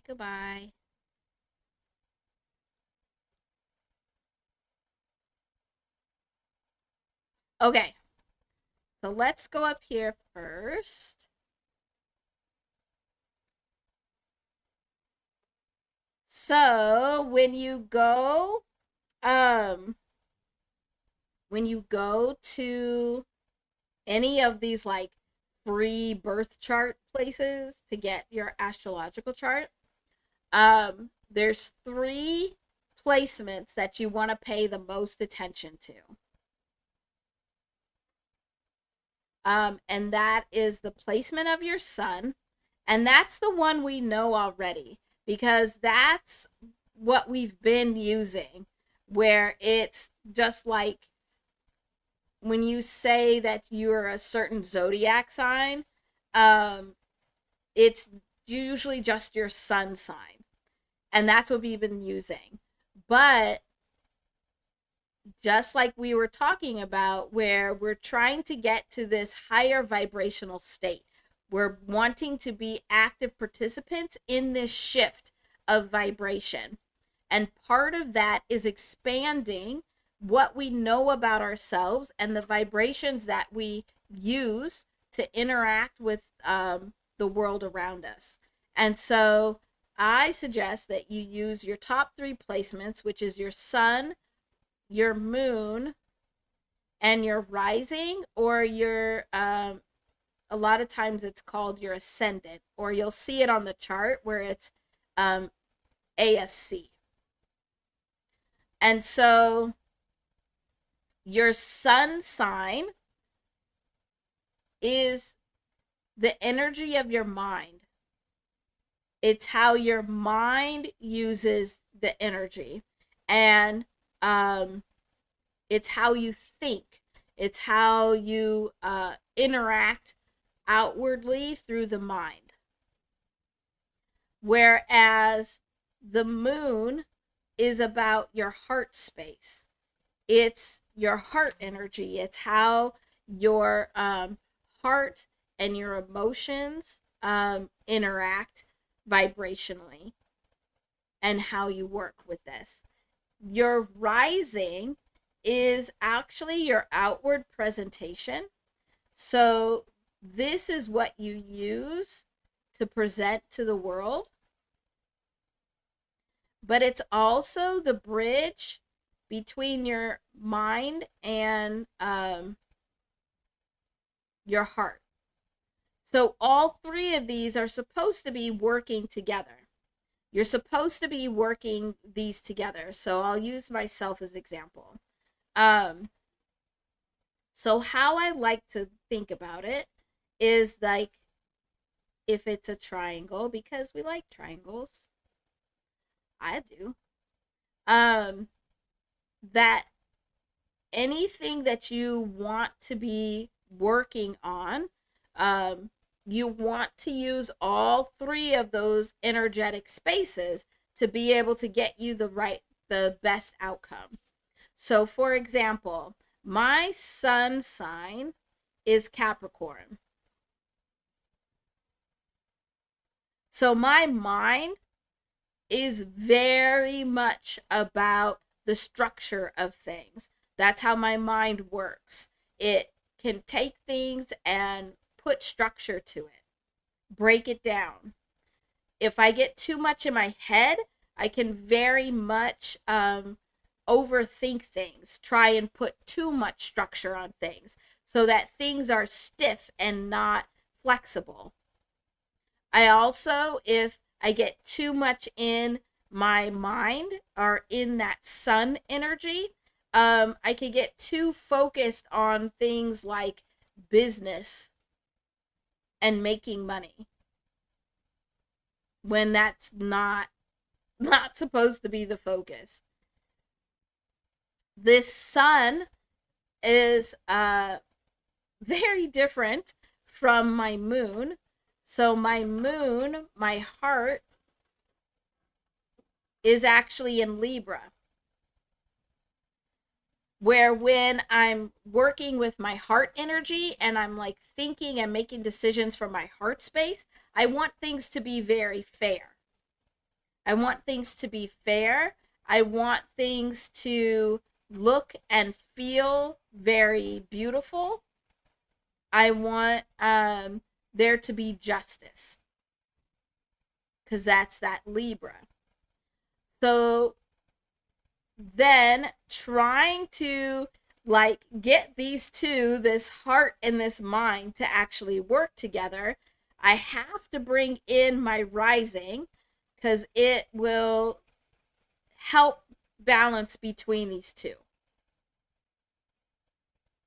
So, just as like a little side note, Capricorn is an earth sign, so very much likes the solidness of things.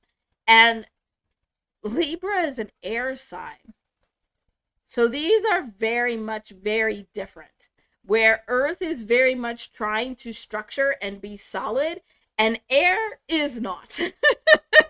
Air is very much wanting to be as big and as open as possible. And so that can be a hard interaction.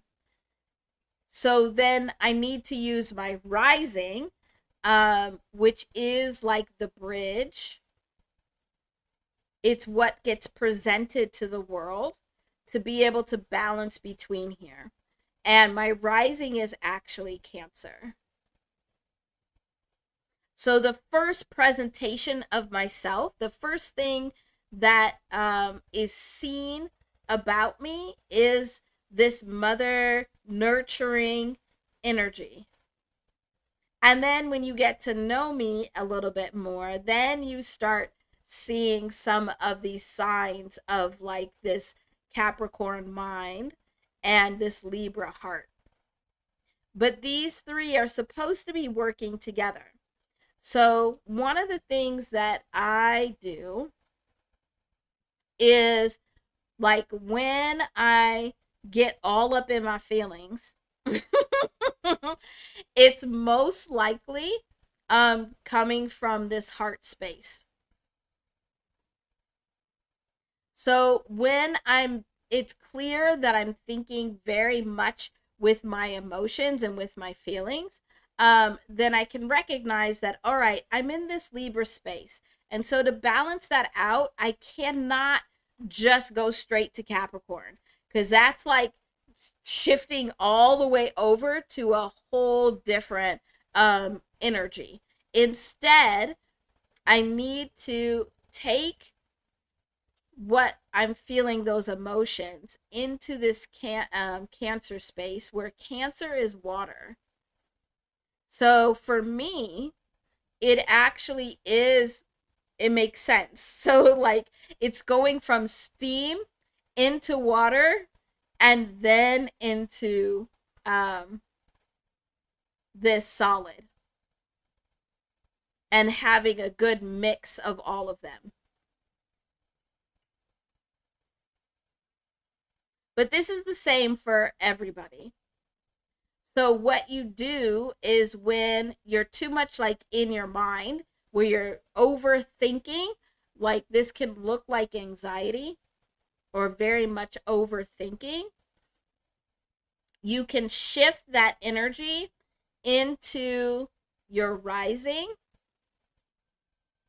by understanding that, okay, I need to not, for me, it's not be so rigid. I need to let it flow a little bit easier. I need to nurture the ideas and be patient because that Cancer energy is very much about nurturing.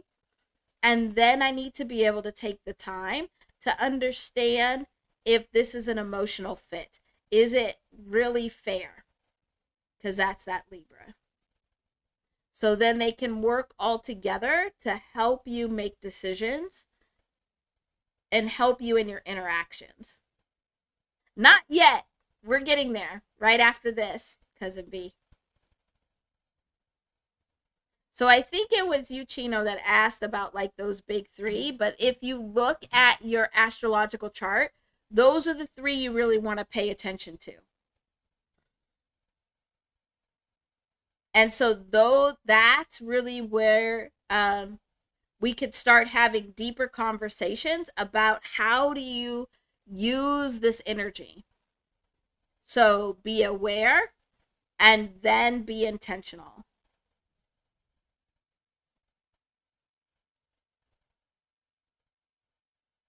Okay. Yep, you're just in time. Now I gotta find it. Oh, there it is. Like, where'd I put it? All right, here we go. We've all been waiting for it. All right, so first to find this life path number, let me get a drink of water. Let me get a drink of water because I already feel the energy coming.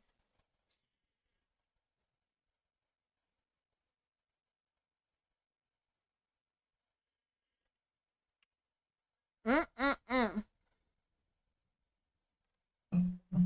Okay. Oh, you're giving the drum roll? No pressure, no pressure. All right. So, first, we have to do the calculation for the year. So, 1 plus 9 plus 9 plus 0. Hmm, interesting. Okay. So, this adds up to 19. But for you in particular, um, these nines sitting right next to each other is coming up as important. So 99 is the numerical vibration of ascension, which is like the raising of vibration.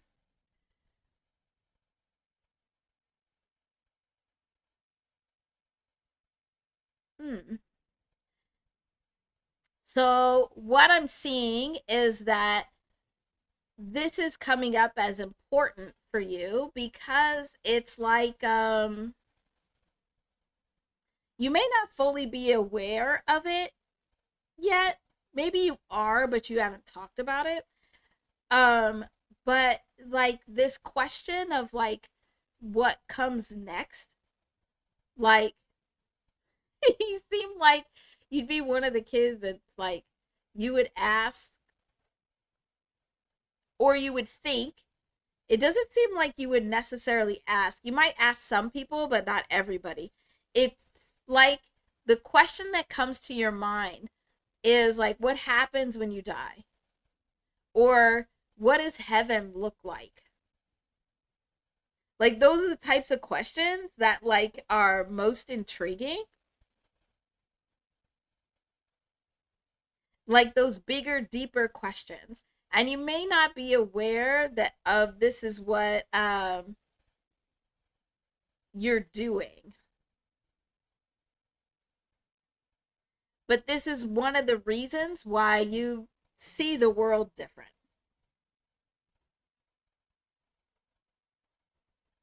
You see the world different because you're constantly going to these like big huge questions. Huh. Okay, I think we're going to come back to that, but and because I'm not sure exactly why that's coming up. It may be more behind it, but let's look. So we got 19 here, and then we add the month, and we add the day. And so I get my handy dandy calculator out, even though I've already done it in my head. We just gonna act like we haven't. Okay, that makes sense. And so this adds up to no. Yeah. Okay. Okay. So this makes sense. So this adds up to 27. So your life path number, Drew, is 27.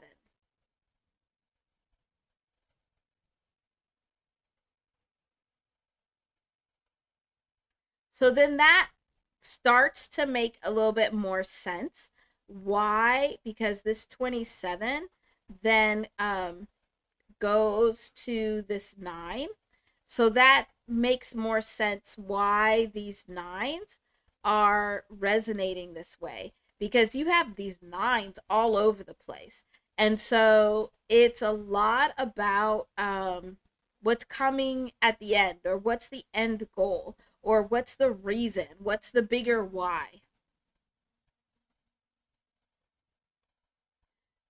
That's why this would come up so much for you, is because of all of these nines. So when we're looking at these life path numbers, the nine is the outcome. The nine is what you're contributing to the energetic world around you. And so this is very much about bringing an end to certain ways that things are being done. It's also contributing to any shifts that we have. And so this year, because we're in a 9 year, probably has been or will be. And when I say will be, it's like things that have happened in this year that will highly impact what's coming next. So you've either had things in this year that have come into the space that have really changed what's happening. It's changed not no, it's like a lot. It's a lot. There's a lot of things different. Where but primarily it's like what I'm seeing is like taking glasses on and off. It's like you got a new pair of glasses, and so you're seeing things differently. You're seeing things clearer, but you're meant to be contributing to this energy of this shift and the end.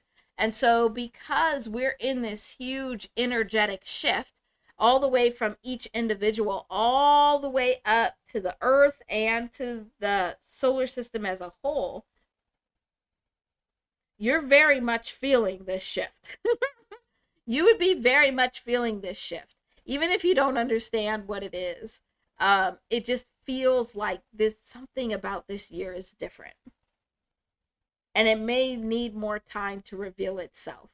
But you're meant to be contributing to this shift, the shift of like thinking in a certain way or doing things in a certain way. That's what this nine as your single life path number really means. Like you're helping things to be brought to a completion, even if it's only in your life or in the life of your friends and family around you. Um, you're bringing a perspective that's helping to shift the way things are seen and done and how things are defined. And that's really what you're meant to do. You're meant to be that model of shifting and ending. And that's going to look different for you because your nine is coming from this 27. So that's something I have to like remind people all the time. Just because you have the same single digit life path number as somebody else, it does not mean that you're necessarily contributing the exact same thing energetically or in the same way, because your steps can be very different. And remembering that this is not your only vibration that you're operating with. It's not the only vibration that you're working with. You're also working with your name vibration that you're using, um, but also with the vibrations that are coming from your planetary placements. This is just one of the real big ones. Um, and so the steps that you can get to, the steps you can take to be able to get to this place where you can feel comfortable about stepping into this vibration of nine and contributing to this ending or this shifting, um, is first you have to, with this seven, so this seven is very much taking action, but in flow. So your first lesson, this first step, this first life lesson that you have to learn, that's a pretty big one, is learning how to be able to take action at the right time and in the right way. It feels very much like, um whereas some people, they take action too fast, they don't wait for the right time. It almost looks like, you're missing your windows of the right time because you keep putting on the brakes. Like you keep, like telling yourself or convincing yourself that it's not the right time. But that's the lesson. That's the lesson of learning how to know when it is the right time. When is it vibrational flow that you're able to jump into and then take action. And you'll know that you're taking action at the right time because it'll be very easy. It seems like, what's happening is there's a lot of times. That's a good question, cousin B. A lot of times, so for most people with this seven, it knowing it's the right time is, feeling like it's not forced, like you're not having to put a whole lot of effort in to make it happen. That's what it is for most people. Jew, what it's very much feeling like for you is that you're having to let things flow. It's like things are coming in. What it looks like is like things are coming in and you're like turning away from them. And you're saying it's not the right time, but it's like things are flowing in and you wouldn't have to really do anything. You really wouldn't have to do anything and things would fall into place, but you're not just taking that first action or step. Yeah, it's like things are being handed to you and you're like, no thanks. Yeah, don't do that. So this first lesson is really understanding, um what that vibrational flow is, like when it is the right time, and not letting yourself get in your own way. Because it very much so, while a lot of people in working with this vibration, and I keep being, it keeps coming up that I have to give you the example of everybody else so that you can understand, how you're a little bit different, because it seems like you're trying to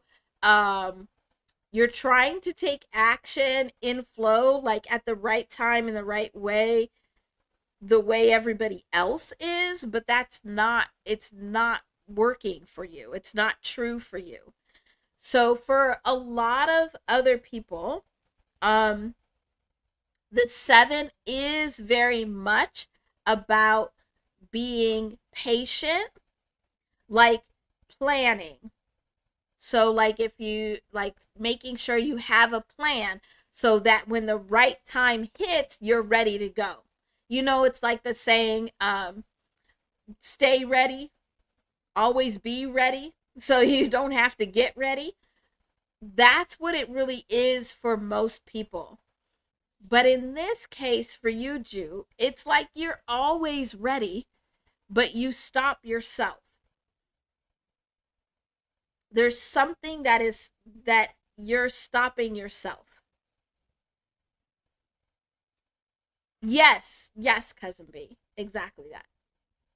So making sure that you are, um when like things are lining up, and it's like, just go, just do it, just jump in, because that's this first lesson. And it very much feels like um just getting over this first lesson and really stepping into this is going to really give you a lot of energy to be able to get to this too.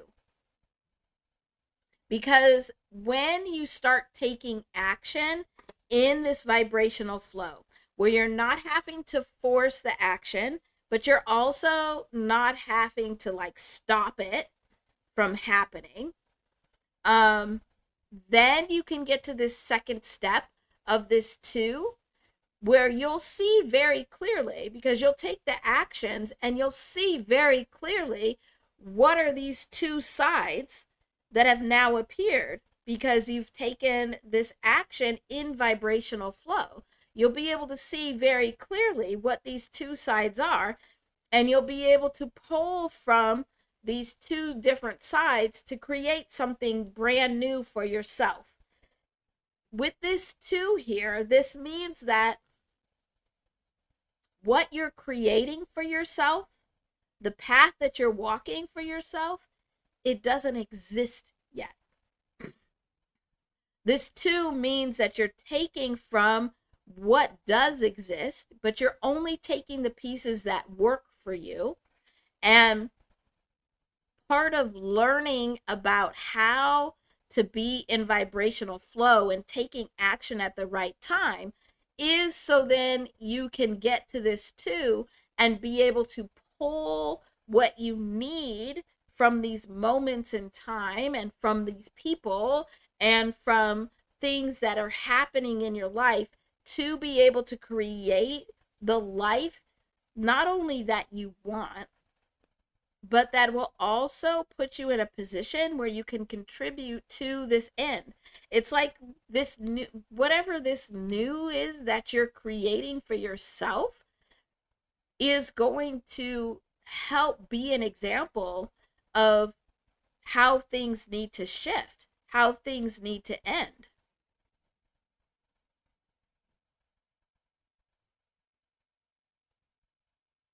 Okay. All right. What other questions do you have? Anything else that I can help you with to make sure that you're getting what you need to be able to use this information?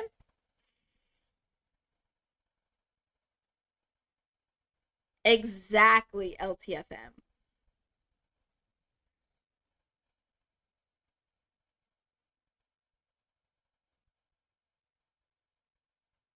Yeah. I was reading your earlier comment, cousin B, that yes, you should be going with the flow. Um, that's what this seven is. Is it's very much just allowing it to flow. Um, but this is one of Jew's biggest lessons, is figuring out how to be in that flow. How to be in that flow and be able to use those vibrations that are coming, like it's crazy, because I see it. It's like you're standing in this vibrational flow, and it's like things are being handed to you and you're like, no, no thanks, you can give it to them. Okay, good, good. I'm glad this is making sense. And so this is like one of your major vibrations. This is like how you interact with other people and how you should be moving through life to get to where you want to be.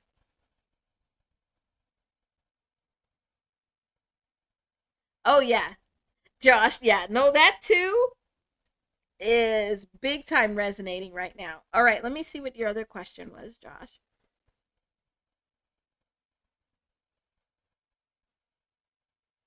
Oh, remind me what I was talking about, Josh, when you asked about ties to Jupiter.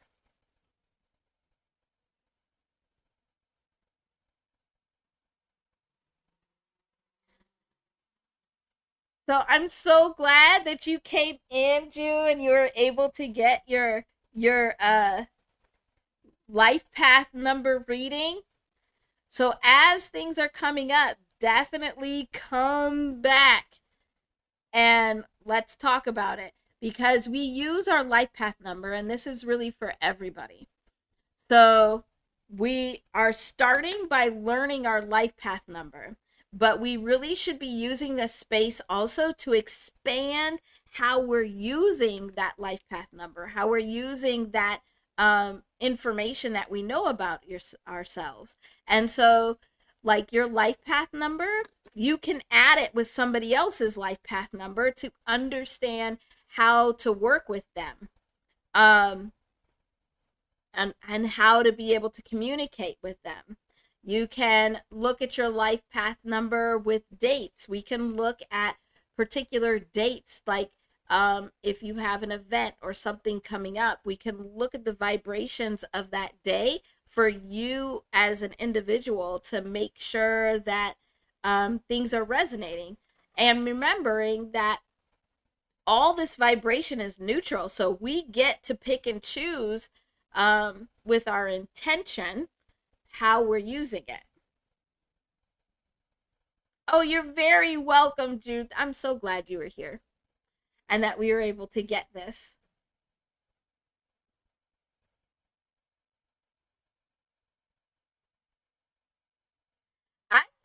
I think Jude's got enough. When he's ready, he'll come back. He'll come back with his name. Because he's working on that 7 right now. So we want him to focus on that. Okay, Josh, let me see what you said. Oh, okay. No, no, no, no. It's not. No, no, no. It's not a stupid question at all. But yeah, so whenever we have like one word or name that like so like for example, like what you're asking. So so if we have Jupiter here and then Ju is what we use um as Julian's name.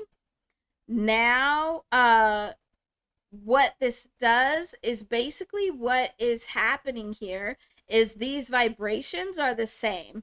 And so whenever you have the same vibrations, it's just like when we talk about the portal numbers where it's the same number on both sides. Um they want to be together. So what that would mean is that you could use his name energy to connect with Jupiter and be able to use some of that energy. Does that answer your question, Josh? Does that make sense? That's really what it is when it's like being on that same vibrational wavelength.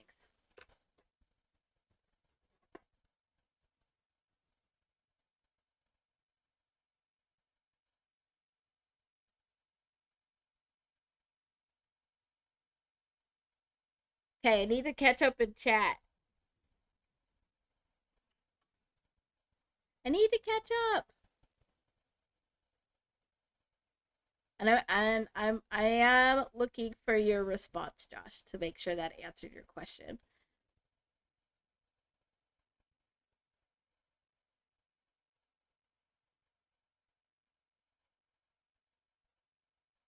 Oh, thank you. Thank you, Chico. It's just been in recent years that I've accepted it. Yeah, no. It was even just like a couple years ago. I was real mad at it. I don't want to see all these numbers all the time. But yeah, it's good now.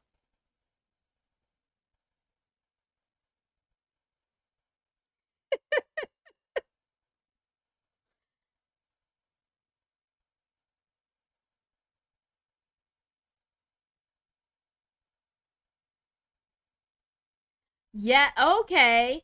Yeah. Yeah. Yeah, Josh. Yeah. So, yeah, so that's exact so what it's just like I was saying where we always try to like explain what we're experiencing vibrationally. So that's where a lot of our names come from, is that when um we get just like naming animals and naming trees and all that, it's really trying to explain the vibration that we're getting from um that person or from that animal or whatever. It's kind of like, when you get a dog and you're like, that name that the shelter gave you just don't fit. What feels better, or even like with your own children, where you could be like, I gotta wait. Here's a couple of names I could choose from, but I gotta really understand what fits best. Same kind of thing. Yeah, so it is absolutely connected. Yeah, all those things are connected. Well, everything is connected. Everything is connected. Right, LTFM?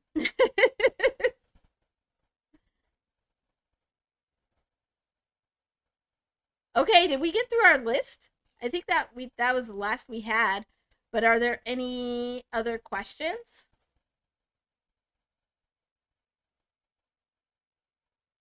And man, oh man, we gonna have some stuff to talk about tomorrow. So on Saturdays, for anybody that hasn't been here before, on Fridays we talk general, and on Saturdays we talk specifically about hip hop and what's been happening in the hip hop space, especially this year, because the shift that's happening in hip hop is really a catalyst for so many things that we are seeing and experiencing. So tomorrow we'll have lots to talk about, um because there were some pretty interesting things that happened. And one of them, um like we talked about it a little bit. I know cuz I've seen all of the reactors talk about um Wale and J. Cole, but the vibrations behind that are really interesting. Yes, and tomorrow is, thank you, Judy, is the GNX anniversary. So we'll look a lot at that also. So we'll be back tomorrow. Per usual, I don't know what time. And I'm not going to say I'm going to be here early, because whenever I say I'm going to be here early, then I'm here late. So I will be here when I'm supposed to be here. I will just listen and get here when I'm supposed to. So I'm going to go right now and I'm going to record this video that I've been supposed to be recording, and I will get that out to you later this evening. Well, night now. So then you could look at it before we meet Saturday and let me know if you have questions. Oh, yes. Yes. Enjoy GNX. It's going to be great.